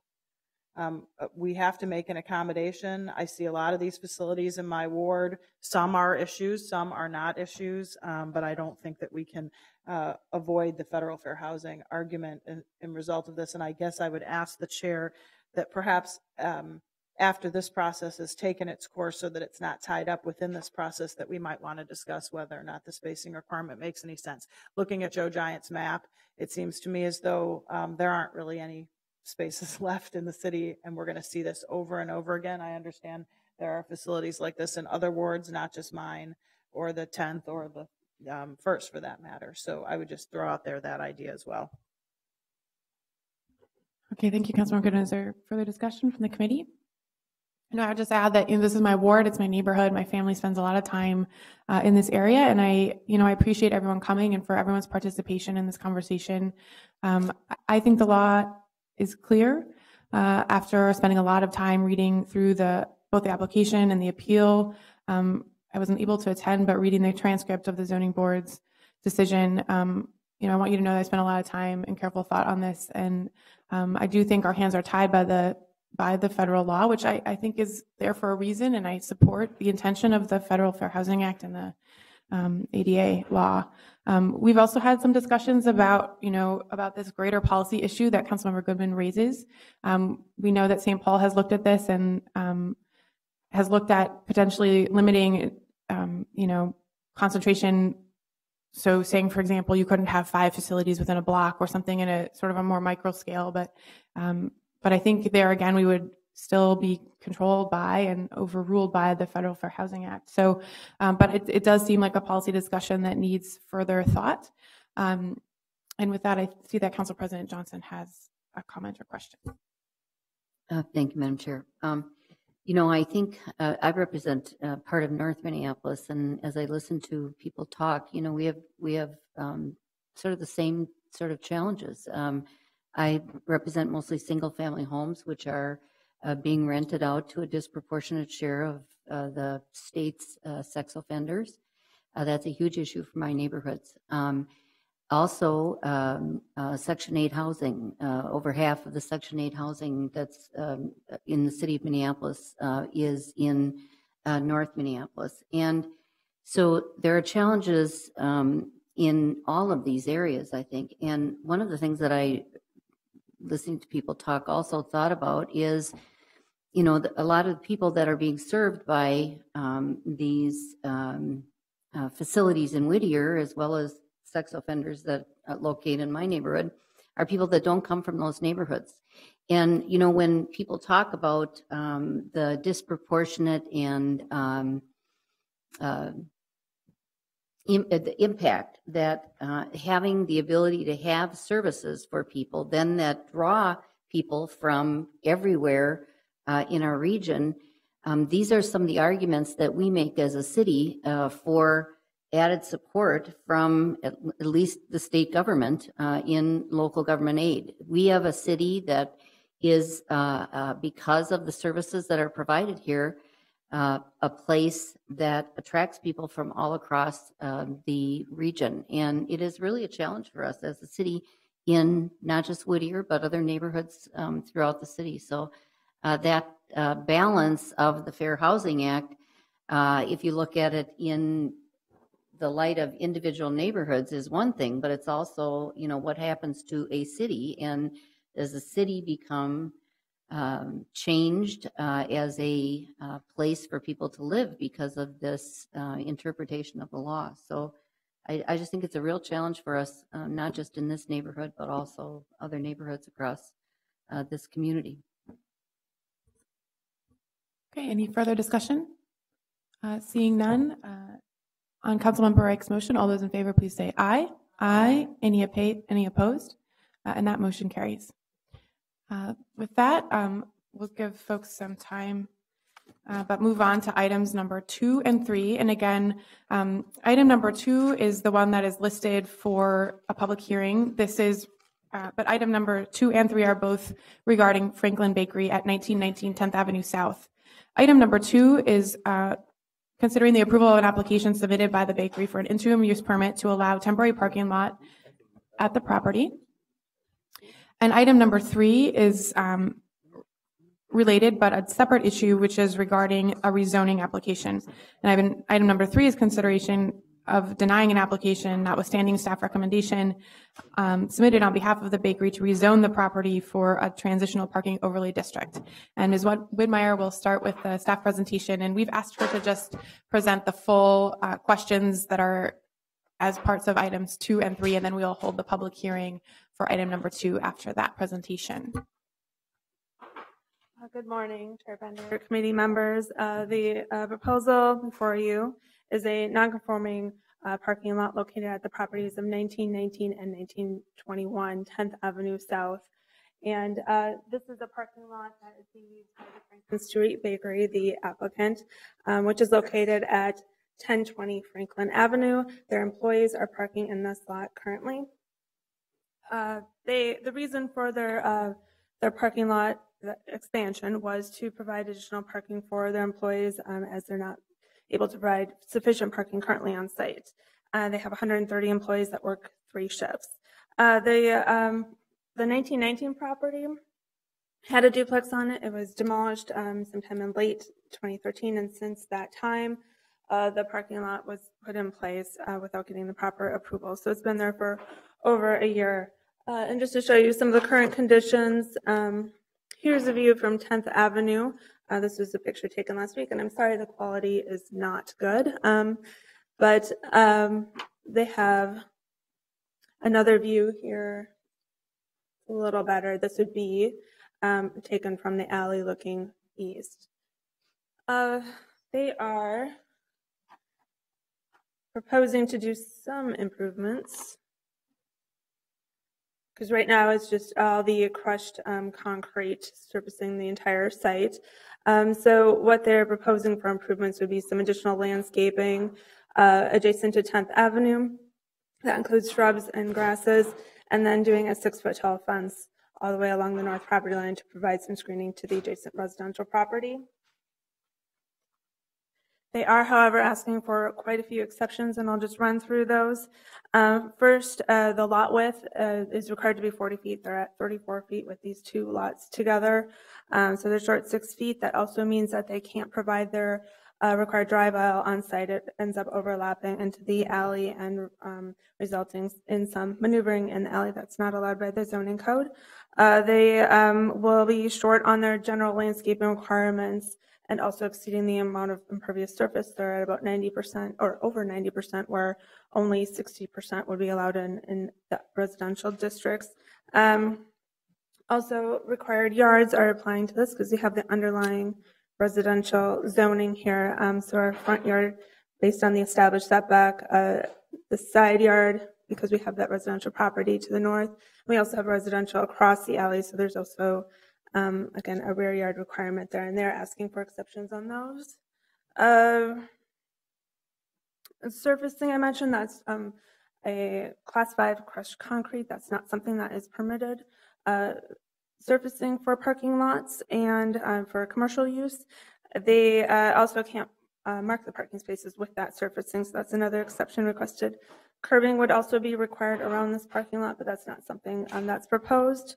And lastly, with the transitional parking overlay district, there is a standard that they gate off the parking lot between the hours of 10 and 6. No gates are proposed on, or fences are proposed on 2 sides of the parking lot. So that would be the last exception requested.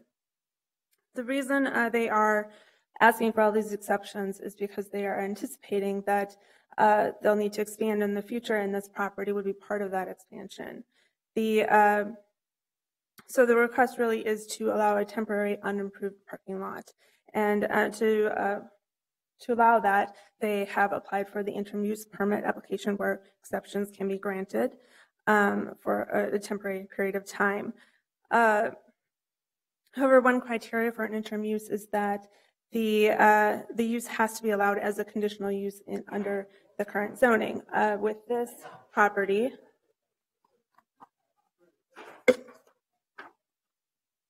the 1919 property, that's currently zoned R2B, commercial zoning, or parking is not allowed there.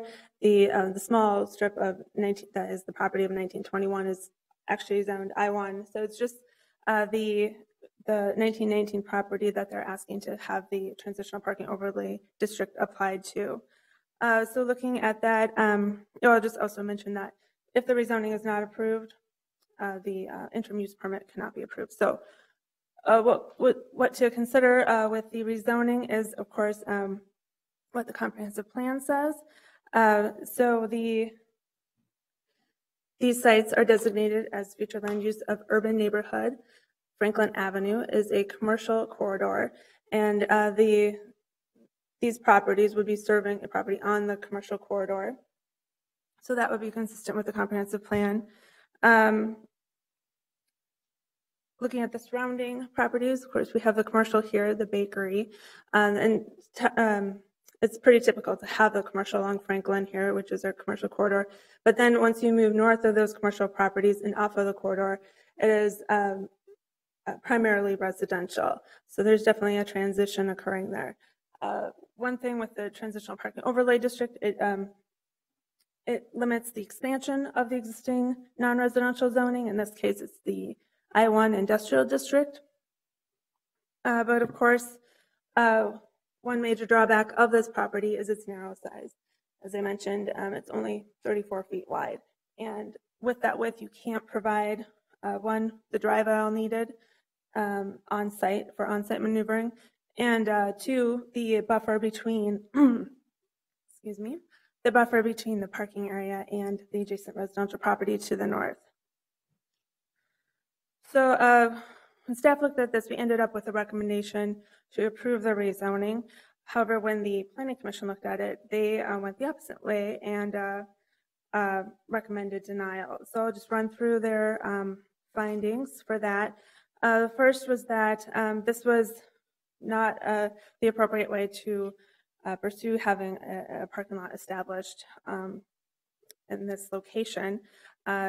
Tearing down a residence and not acquiring the appropriate approvals is not appropriate. So that was their first finding. They also found that this site is not sufficient in size for some of the reasons that I mentioned, not being able to provide that residential buffer. But if this were part of a larger expansion at a later date, that the rezoning to add the transitional parking overlay could be considered. But when they added all these reasons together, they just found that this rezoning was in the interest of the property owner and not in the interest of the public.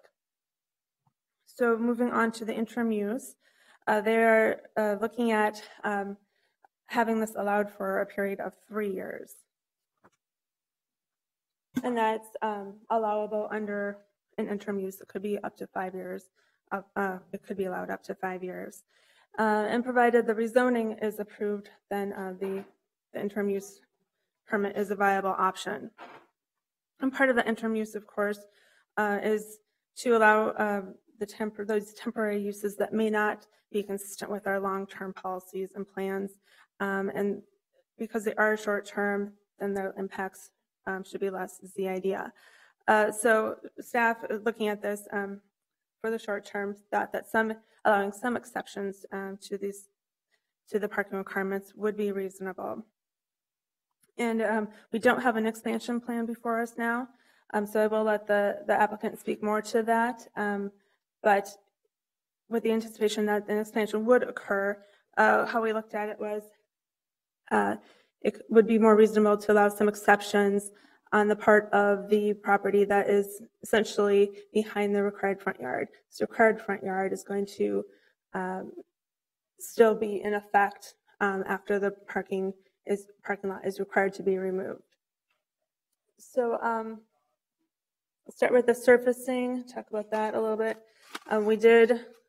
We're recommending that the surfacing be allowed to remain, and it's that class 5 crushed concrete. It's been relatively dust free. It doesn't appear to be tracking too much. However, in this picture, you can see, again, this is a picture from last week, with the snow plowing, some of the surfacing has become uncompacted. So one of the conditions that we're recommending is that it be recompacted as needed. Another area where we would be recommending flexibility with the ordinances is that drive aisle requirement, allowing some maneuvering in the alley. Public Works was consulted, and they thought that allowing this situation to occur for 1 to 2 years could be allowed. Again, so we're looking at something temporary as being more appropriate. I'll just make a note also, the bakery has some additional loading area on the other side of the alley, so there is a little bit more space here if needed for more maneuvering. So then looking at the improvements that we are recommending, again, would be towards the front of the property in that required front yard. So one of the conditions is that they fully comply with that yard requirement and all of the landscaping requirements, so that would be trees, shrubs, and so on, that are applied from the residential zoning and the site plan review requirements. Further, to prevent cars from parking in that landscaped and improved area, we're recommending some kind of barrier be put in place, such as a fence or boulders, just to clearly define it. There was one area, it shows up in this picture, you can see the vehicles have been driving across the sidewalk a little bit, so that will also help prevent that from occurring. But also, they'll need to replant sod in this location, reestablish the boulevard. As far as implementing these improvements, we are recommending a relatively short timeline for that because this parking lot has been already established for over a year. So the recommended implementation deadline is June 15th of this year. And one last condition that we're recommending is that the parking lot actually only be allowed for 2 years, not the 3 years that the applicant is requesting. And that is because the longer it's established, the more likely it's going to have adverse impacts on surrounding properties. That's the basics for our recommendation. I can take any questions. Thank you. Are there any questions for staff on items 2 and 3? Ms. Woodmeyer, what happens to the lot if the applications aren't approved? They're not approved. They'll, of course, have to remove the parking lot. And there's actually 2 things that they'll have to do. Of course, the 1919 property will remain residentially zoned, and under the housing code, a vacant lot needs to have landscaping on it, and that could be trees, shrubs, ground cover, some kind of landscaping. It needs to be maintained appropriately. Then in this 4-foot wide strip, this is actually part of the previously approved site plan where they were required to provide screening and landscaping, and that was screening from the residential property here, but now it would be the residential property further up from the loading area for the bakery. So that would have to be reestablished, the shrubs and fence and so on that was previously required. Okay, thank you. Any other questions? Okay, seeing none, I think we'll move to open the public hearing for item number 2. Again, we will start here, I think, with the applicant for the project, and then move through the public testimony. As you're speaking, please state your name and address for the record, and please sign in with our clerk. Good morning. My name is Aubrey Eisenhart, and I am a project manager with Master Properties, and we're located at 201 West Broadway. I just wanted to kind of have a conversation this morning. I know there was some misinformation that was kind of floating around, so just wanted to give some background to our request. First of all, I wanted to talk about the timeline. That seems to be a lot of misinformation going around. So Franklin Street Bakery closed on the property in May of 2013. It was boarded, it was owned by the bank, and was a nuisance property. In August of 2013, there was a permit issued for its demolition. Let's see, 20th of August, 2013. And then in September 2013, the house was demolished. And then in October 2013, grading was installed. And then in March of 2014, Franklin Street Bakery was made aware of non-compliance. And so ever since then, immediately afterwards, Franklin Street Bakery and Master Properties, who was hired for this situation, has been in engagement with the city. So in March of 2014, we engaged with conversations with Paul Smith, a city inspector, about how to bring this parcel into compliance with the city. And then in April 2014, we continued the dialogue with the city with Steve Poor, who's the Zoning Administration Enforcement Manager, and Jason Wittenberg, the Land Use Design and Preservation Manager, again, about how to bring this parcel into compliance. In May of 2014, a planner was assigned, Janelle, on behalf of the Franklin Street Bakery, and then we met with her to continue the dialogue about how to bring this into compliance. In October 2014, Master met with Janelle again, and we identified the best way to go about bringing this parcel into compliance, and that was the transitional parking overlay and the interim use permit. And then in October 2014 and November 2014, there was 2 emails that were sent to the neighborhood informing them of the applications that Franklin Street Bakery was submitting for the city, to the city. And then in January of 2015, Master, on behalf of Franklin Street Bakery, submitted the rezoning and interim use applications to the city. And then in February, we had the Planning Commission meeting, and then that brings us to today.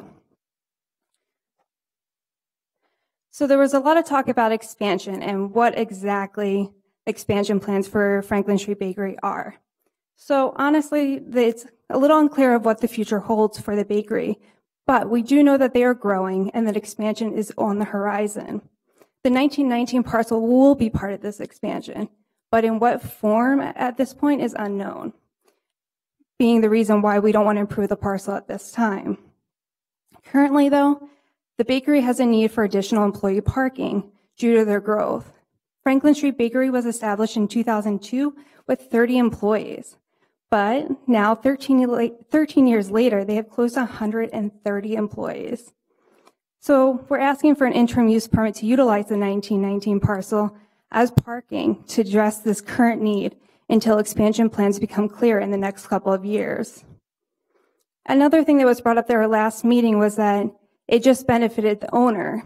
So I wanted to expand upon that and say, actually, it benefits both the neighborhood and the city.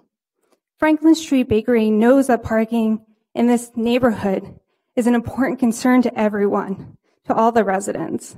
And the bakery wants to help the public with these parking issues by confining their employee parking to their site instead of on the neighborhood streets and in front of residential homes. Franklin Street Bakery also values the safety of its employees, especially those who work the later shifts, and wants to give them an opportunity to park on their site.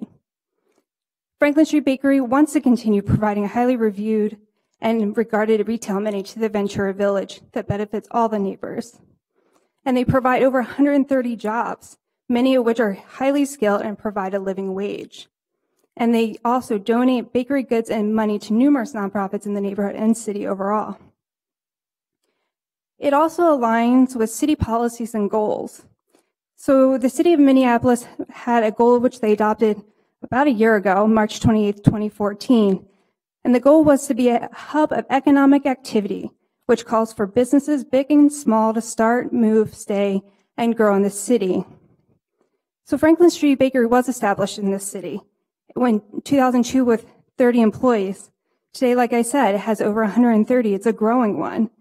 And they just need some parking right now for their employees and their growing workforce. It also aligns with the City of Minneapolis Plan for Sustainable Land Use Policies 1.4 and 1.10, which talk about contributing to making a strong and successful commercial and mixed-use area that has a range of character and functions to meet current and future users, which Franklin Street Bakery does. And then it also enhances the street's character, fosters pedestrian movement, and expands the goods and services available. Franklin Street Bakery is more than willing to work with the city and the neighborhood on this issue. We're more than willing to adhere to the landscape requirements that CPED has put forward, maintaining the residential face down the street. We'll add a couple trees as CPED has required, and this screening, and a couple boulders in between the parking and that landscaping so people can't drive over it. We also took the initiative back the beginning of the month to talk to the Ventura Village Neighborhood Association about this and answer questions and have that dialogue. And they recommended approval for our request.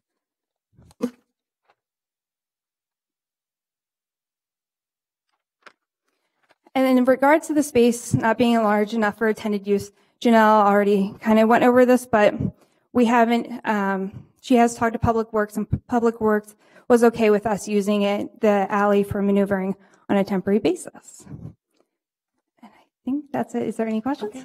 Thank you. Are there any questions for the applicant? Okay, seeing none, I will have folks come up and ask each of you to state your name and address for the record. Please stick to 2 minutes. We're going a bit longer here, so I'd ask that folks line up and come on up if anyone would like to speak.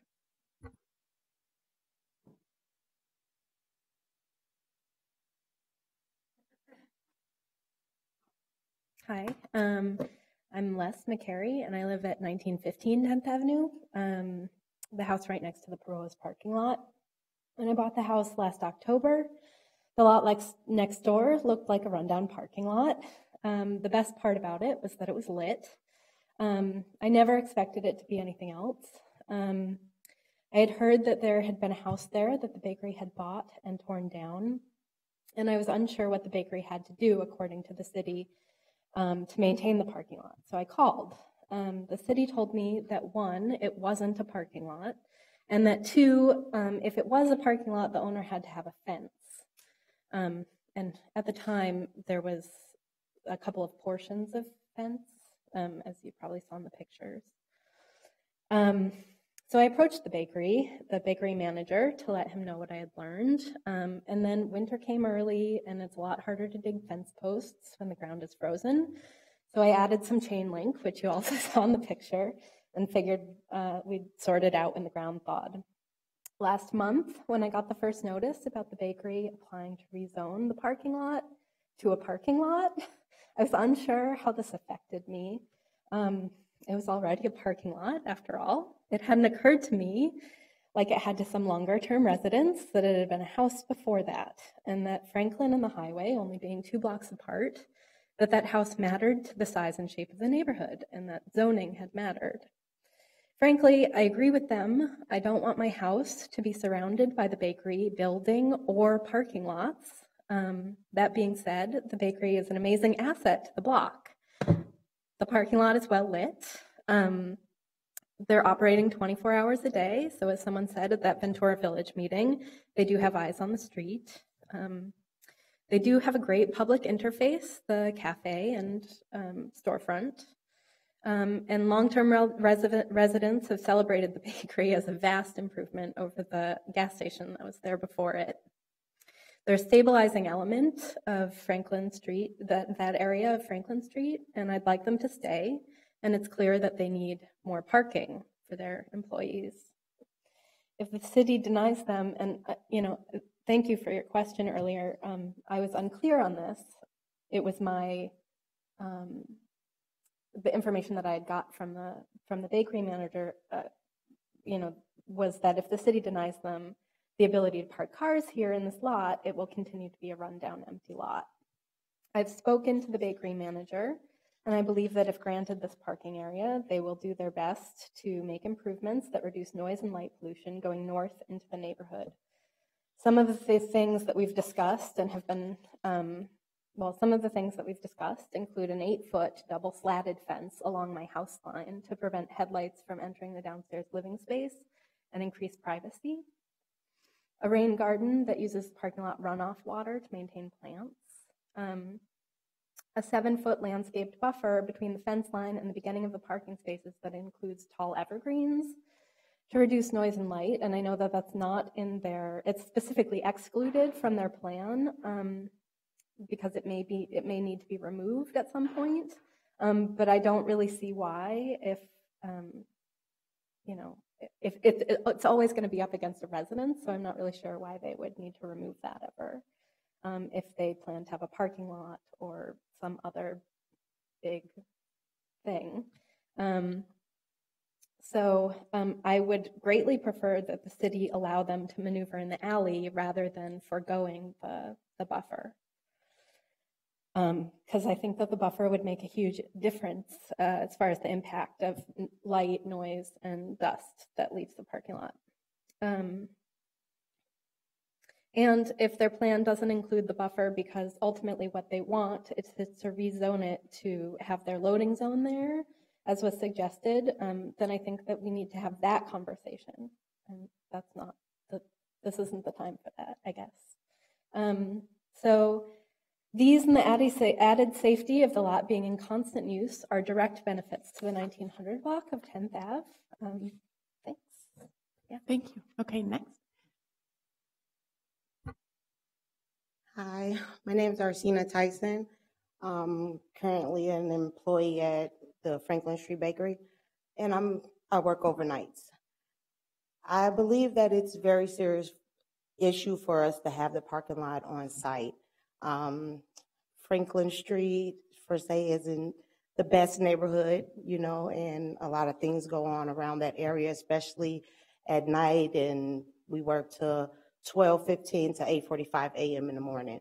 So we go on break around that time during the night and different things where being closer to the site is safer for the employees. But not only is that work for the employees, it works for the neighborhood around us too, because we're not parked in front of their place 8 hours out the day. Like she said before, we have lighting, so it gives them a sense of safety too, knowing that we have cameras and lighting around our parking area. I don't know, I just wanted to say that I think it's very important that we do have on-site parking, and if we have to expand to accommodate the growth of our company, then I think we should do so. I have just a couple questions. What time does the bakery open in the morning? The bakery, it's 24 hours. It's open for customers? Yep. It's for customers, 7 a.m. 7 a.m. Yep. And do you know how many people work that shift, the 12 to 8? I'm sorry, as far as... The overnight shift, do you know how many people work the overnight shift? It's about 22 to 26, I'll say, around that area. Thank you. Yep. Okay. Thank you. Thanks for your testimony. Next person.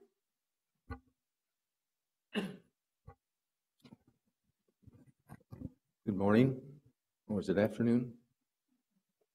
Lynn Gray here at 1823 10th Avenue South. I've been residing at this particular household since the middle 70s. It's a 100-year-old dwelling, plus still solid as a rock. Franklin Bakery, in concert with Master's Property, have, I believe, started a rather perverse course of action, of which I hope in the future will not be tolerated or substantiated. It all started with the purchasing of the property 1919 10th Avenue South. I saw how that property was advertised through Edina Realty. It looked quite well behaved, and it was not boarded up at all. It looked like a totally livable house to be used for residential dwelling. Anyway, they purchased Franklin Bakery in concert with the Master's Properties, purchased that household, which is residentially zoned, and then demolished it, tore it down, with the idea of turning that particular area into a parking lot. Personally, I believe that it's a ploy for the further industrialization of Franklin Bakery. They have cited that they have plans to further extend and expand their properties west as well as north of their present facility. At a recent Ventura neighborhood residential, a Ventura neighborhood meeting, I was present along with the members of the Franklin Bakery and also Masters Properties. I asked a very straightforward question. What are your plans for expansion? Where are you going? Are you going vertical, horizontal? Where are you going with your expansion plans? They disingenuously said, I don't know, I can't say. And in essence, their project proposal very clearly states that they are pursuing in wanting to purchase lots, houses, properties for their further industrial expansion. Also, at that particular meeting, Don Greeley, who was an officer for Ventura Village Neighborhood Association, said that Franklin has been a worthy occupant of 11th and Franklin. However, at this time, Chicago and Franklin is no longer the hot spot that it used to be. So the neighborhood has really sort of started to balance out. Sir, I'm going to have to ask you to wrap up here quickly so that we can get to So in essence, in wrapping up, I am strongly opposed to this granting of the parking lot. I think it is just a prelude for further industrial expansion at the expense of a residential neighborhood. Thank you. Thank you. Would anyone else like to speak? My name is Sidney Larson. I'm general manager of Franklin Street Bakery.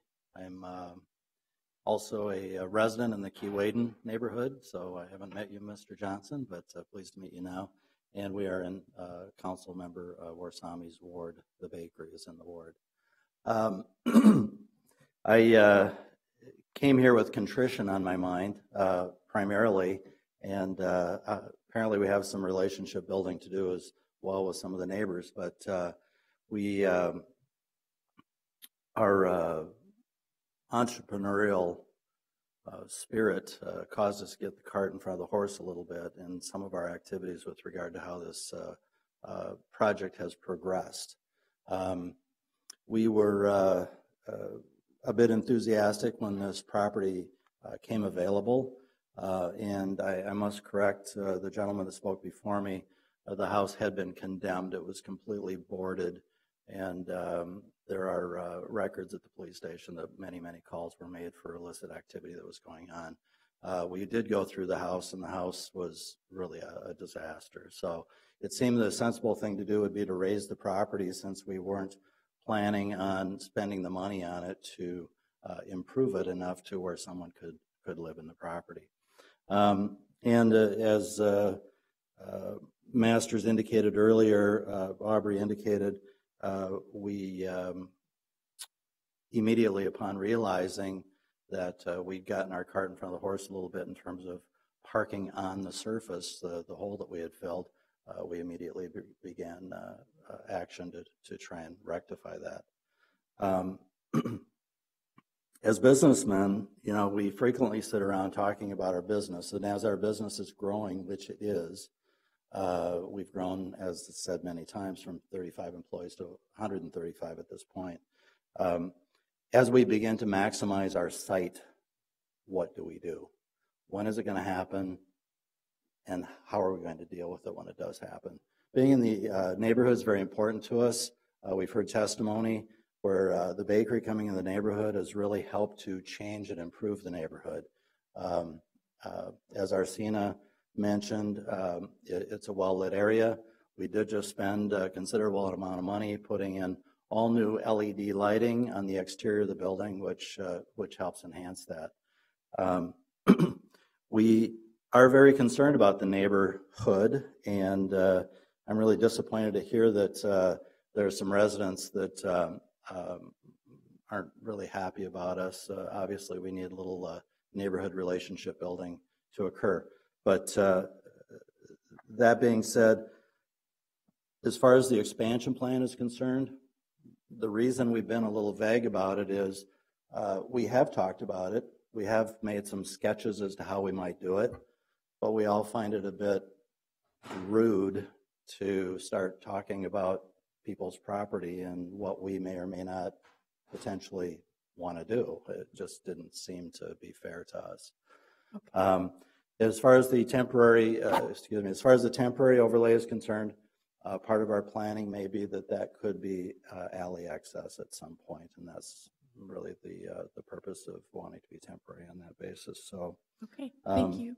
We're willing to we are willing to comply with all the exceptions, including the one most recently added to the CPED report on the 26th with regard to enclosing the trash, which apparently was an oversight on our part as well. So, okay, thank you. All right. Okay, next person. Does anyone else want to testify after this? Okay. And I'm going to ask you to stay to 2 minutes. Thank you. Good afternoon. My name is Patty Peterson. Thank you, council members, ladies and gentlemen, for giving us this opportunity to speak this morning regarding the interim use permit to allow temporary parking facility at 1919 and 1921 10th Avenue South. I would like to begin by showing you a picture of the house that was on the corner of my street, the first piece of property you would see as you turn down 10th Avenue.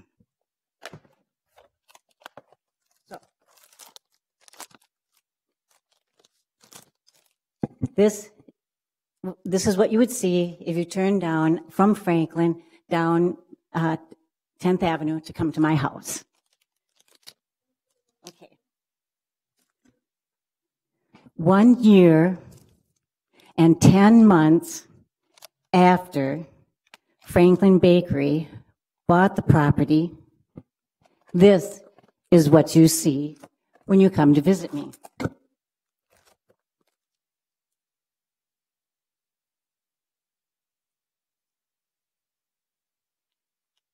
This has been like this for 1 year and 10 months. Okay,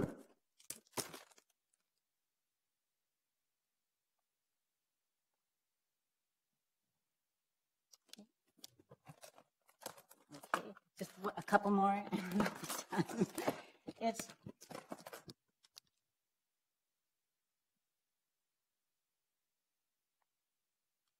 actually, the photos that Master Properties and the Franklin Bakery says it all, they have the same photos.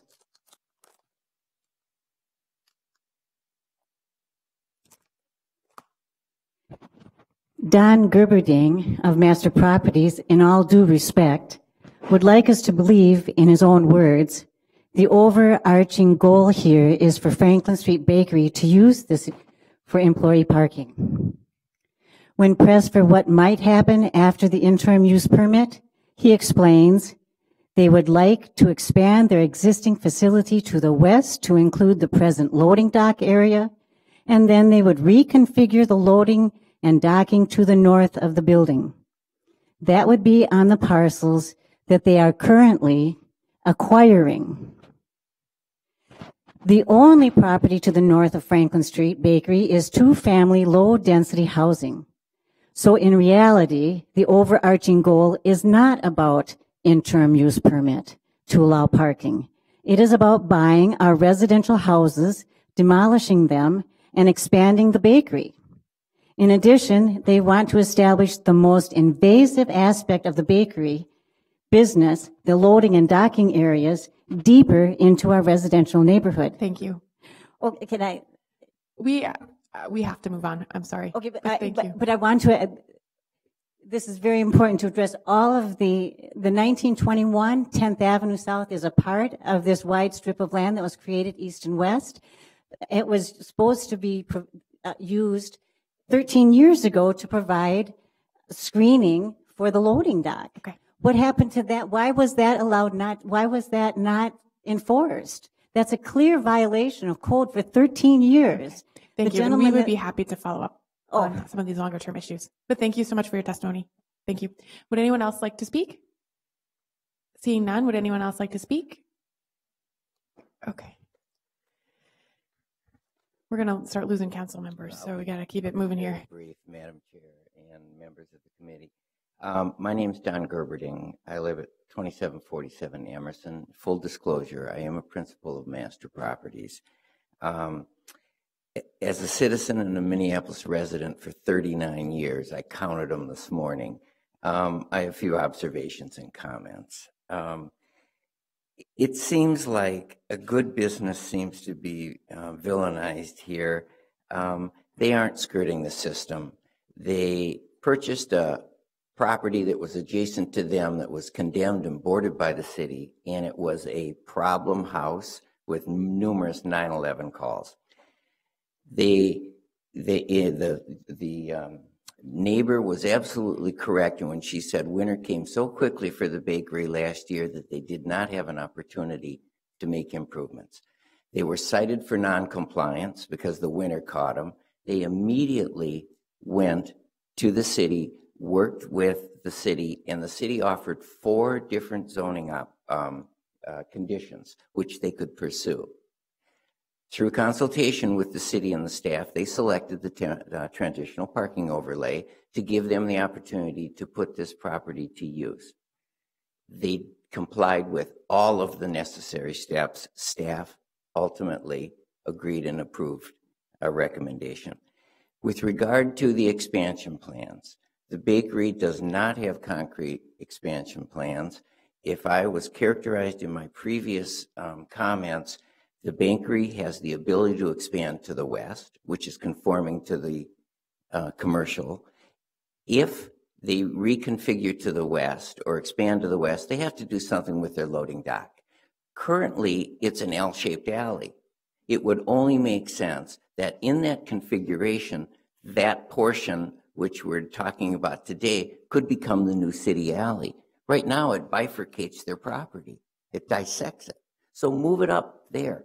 But the plans aren't concrete. They had an opportunity to buy a troubled property. They did so, just like everybody else in the city has the right and opportunity to do so. They're a good neighbor. It's a good employer. It's a good neighbor. The neighbors are good people.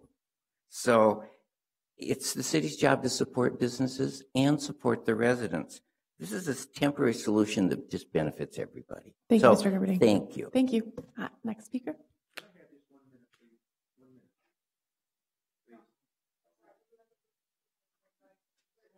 I gave you much more than the 2 minutes originally, so I just need to ask that the next speaker be able to speak, and we need to move on. But we do have all of the documentation that has been submitted by email and writing to Councilmember Warsami's office in our packets as part of the public record. Good morning. My name is Wayne Kostrowski. I'm one of the co-owners of Franklin Street Bakery. I guess I want to try to just sum this up or make it as simple as that it appears to me to be. The characterization that we're perverse in our plans and we're buying out houses and moving down the street, taking over everything down the way. It's not right. It's not true, and it hurts for someone. To me, it hurts me to hear some untruths and misinformation coming around. When we bought the house, we bought it with a couple of different ideas.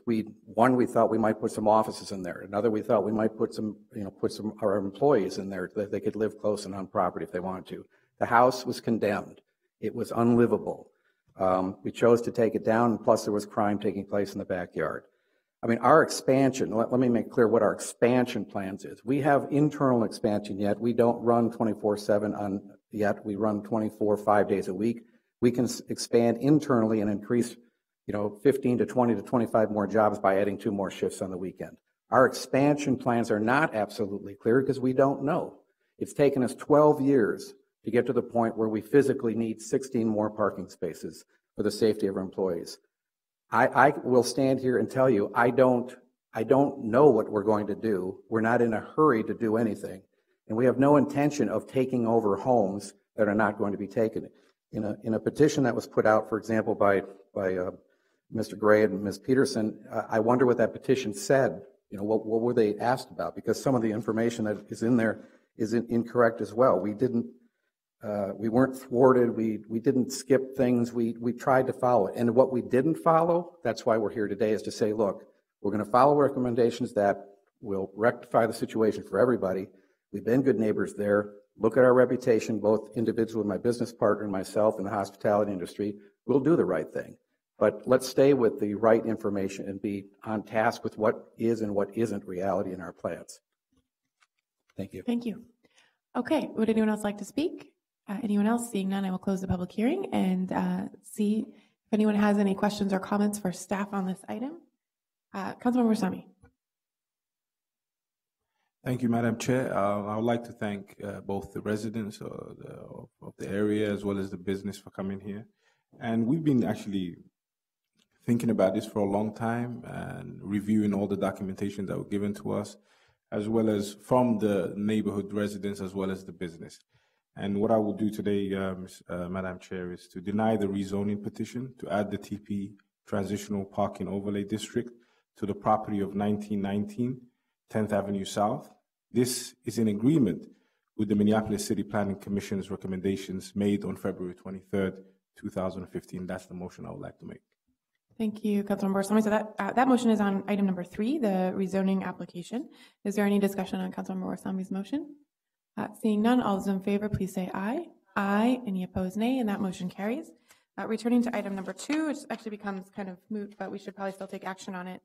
So then, given the fact that we denied the rezoning application, I will move denial of the application of the interim use permit, which is not allowed because the rezoning did not pass. Any discussion or questions? Seeing none, all those in favor, please say aye. Aye. Any opposed, nay. That motion carries on item number 2. We actually have yet another item before us, item number 4, which is a staff presentation about our art in public places. Thank you very much for everyone who came to speak on both sides of the issues of item number 2 and 3. So this item number 4, is related to a staff direction that I actually gave during our budget discussions related to public art funding. Councilmember Reich and along with Councilmember Glidden are also authoring or have introduced a separate ordinance discussion more about the amount of funding in our capital budget for art. This is really a separate issue related to how we program public art funding, and we have Mary Altman here to give us a presentation, and there is a requested action from this committee on this item. I'm wondering if this will go on for a while. It's like thinking, so maybe we should use the document.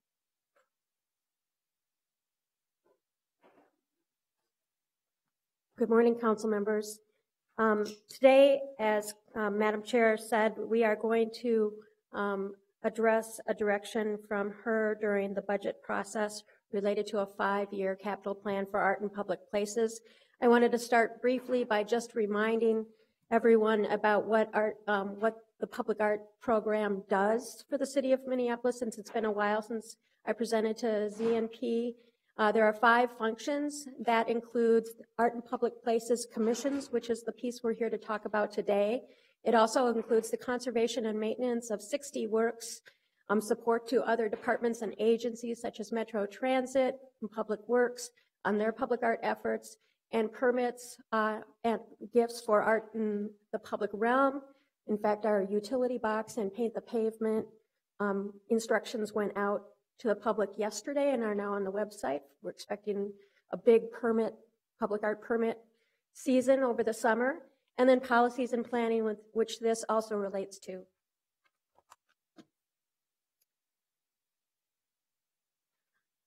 Just to briefly touch on how long this has been going on.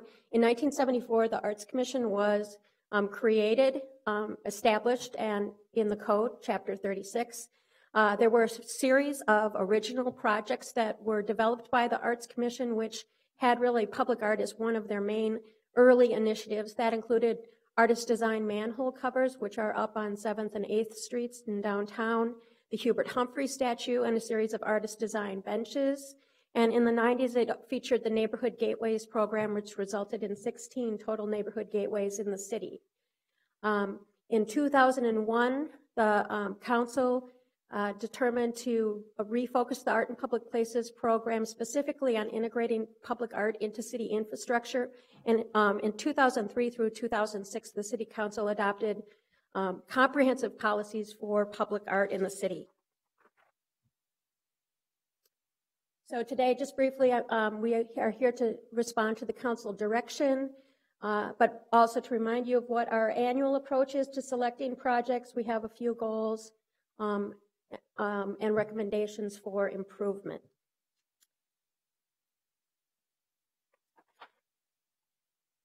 So just briefly, Art in Public Places is connected to the city's capital process. So this slide just briefly outlines what that process is, from departmental priorities through the CLIC process, recommendations to the mayor for capital projects, and then council approval. This is how the public art program intercepts with that process currently. When departments submit their capital improvement proposals, capital budget requests, CPED submits a placeholder public art proposal. It doesn't propose future projects. It really talks about what the program has done in the past and requests an annual allocation of 2% of the net debt bond. And then when the council adopts the budget at the end of the year, the following year, we send out an internal request for proposals to city departments saying, where do you think we should be doing public art, where we're also going to be doing city building in the next couple of years. And then the Public Art Advisory Panel and the Arts Commission review those proposals, and they select upcoming projects. So in talking to staff and council members, we came up with 4 operational goals for this 5-year capital plan. One was to be strategic, to pick projects within our goals. Another one is to increase stability and long-term projections for the public art budget, and also for bond drawdown, to increase financial predictability, which is also connected to that. And to also, we heard from people, they still like the ability of the public art program to be somewhat flexible when a really key opportunity came up. So they wanted us to continue to have some flexibility in the way we work. Our recommendations include identifying a stable support of funding for art in public places, developing a 5-year capital budget request, and a map of projects similar to the map that Public Works publishes, and also to continue to use the internal RFP process. So I'm just going to go over those briefly. The first one, which is identifying, can I do this? Identifying a stable approach to funding art in public places. We want this to continue to address how commissions are funded and staffing, and of course, maintenance, which is really important.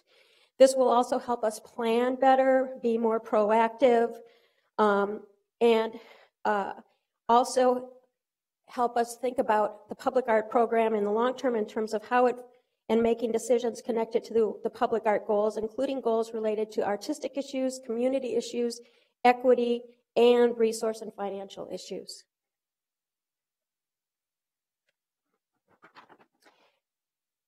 The second goal is to update our process to develop a 5-year CBR and map for art in public places. So again, this would be like the map that Public Works publishes. We would be doing long-term 5-year planning, projecting what projects would be over 5 years. We think this would reduce carryover and improve cash flow. And also help us, one of our concerns has been, it's been difficult to balance projects across wards and neighborhoods as we've been connected to the capital budget. And we think projecting out 5 years might help us with that more, and develop, and to kind of meet the needs of some of those wards that we haven't been in very often. So this is what this process looks like. The process to update to develop a 5-year CBR for art in public places. We would, just at the same time that departments submit CBRs, we would, building on the approach of creative city making, we would select a couple of artists to review those CBRs, and then actually we've worked with finance, and they have approved having the artists actually sit in on the CLIC presentations that departments give. That way those artists would get a good sense of what's in the 5-year capital plan. Then we also want to build on the CLIC process itself and the great community engagement that happens through CLIC. And so the artists would come to the Public Art Advisory Panel with 5-year recommendations for possible projects. And at the same time, the Public Art Advisory Panel and the Arts Commission would look at CLIC's recommendations and how CLIC is scoring projects and what their priorities are. And given both what the artists are talking about and what CLIC is interested in supporting, the panel would look at those things and develop a 5-year projection and a 5-year map. And then they would publish that map, and then that map and that plan would really influence their long-term decisions about what projects to pick through the internal RFP process. Our final recommendation related to this is to move the internal RFP process forward about 9 months, so that instead of us waiting until we know how much money we have for a given year, we would do the internal RFP process prior to the mayor and the council developing the budget, and the Public Art Advisory Panel and the Arts Commission would be able to recommend projects so that when you are actually reviewing the budget for a given year, you will know what public art projects would be funded in the next year. So this is kind of a 5-year scan of what that would look like. And if you look at the bottom line, that is really what a typical life cycle of a public art project could look like in this plan. Any given public art project could be in our 5-year projections for up to 4 years. And then it would be selected and funded in the next year. And then the project would start at the very beginning, right at the very beginning of that fiscal year. And each project takes about 1.5 years to plan and 1.5 years to implement. So any given project could be in the 5-year plan and kind of be active and on our minds for a total of about 8 years. So this would help us do long-term projections. So that's my presentation. If you have any questions. Thank you. Are there any questions for Ms. Altman? Okay, seeing none, I think, so the recommendation that's coming from this committee, again, is just a process recommendation related to this new approach to capital programming, looking out 5 years. It is separate from the question about how much funding or if there's a set aside, which is being asked through the separate process that Councilmember Reich and Glidden are working on. So I would move approval of the proposed process for this 5-year plan for public art and see if there's any comment or discussion. Councilmember Reich. Thank you, Madam Chair, and really appreciate how this has been framed up. I think we appreciate the what of the importance of art in our communities. Here's the how that I think best supports it. It's more stable. At the same time, it actually adds to more flexibility. By being more stable, you can plan better. But I would just make one plug in terms of if we can appreciate art and sort of the abstract and its importance in the community and the projects that we love in our neighborhoods. I would say that this isn't just an extra for the city or kind of a neat thing that we fund kind of like. I would say it's central to who we are as a community. It's a core aspect of a multi-million-dollar industry at the core of art production, which supports even a multitude of other industries of which really define our community, advertising, design, etc. So it's at the center of what Minneapolis is about. It's what makes Minneapolis tick. And I just want to make sure that we're not talking about an extra here. We're talking about something important. And I think we're creating a framework that supports it in a commensurate fashion. So thank you. Thank you. Any other, Councilmember Warsame? Oh, that's all. Thank you.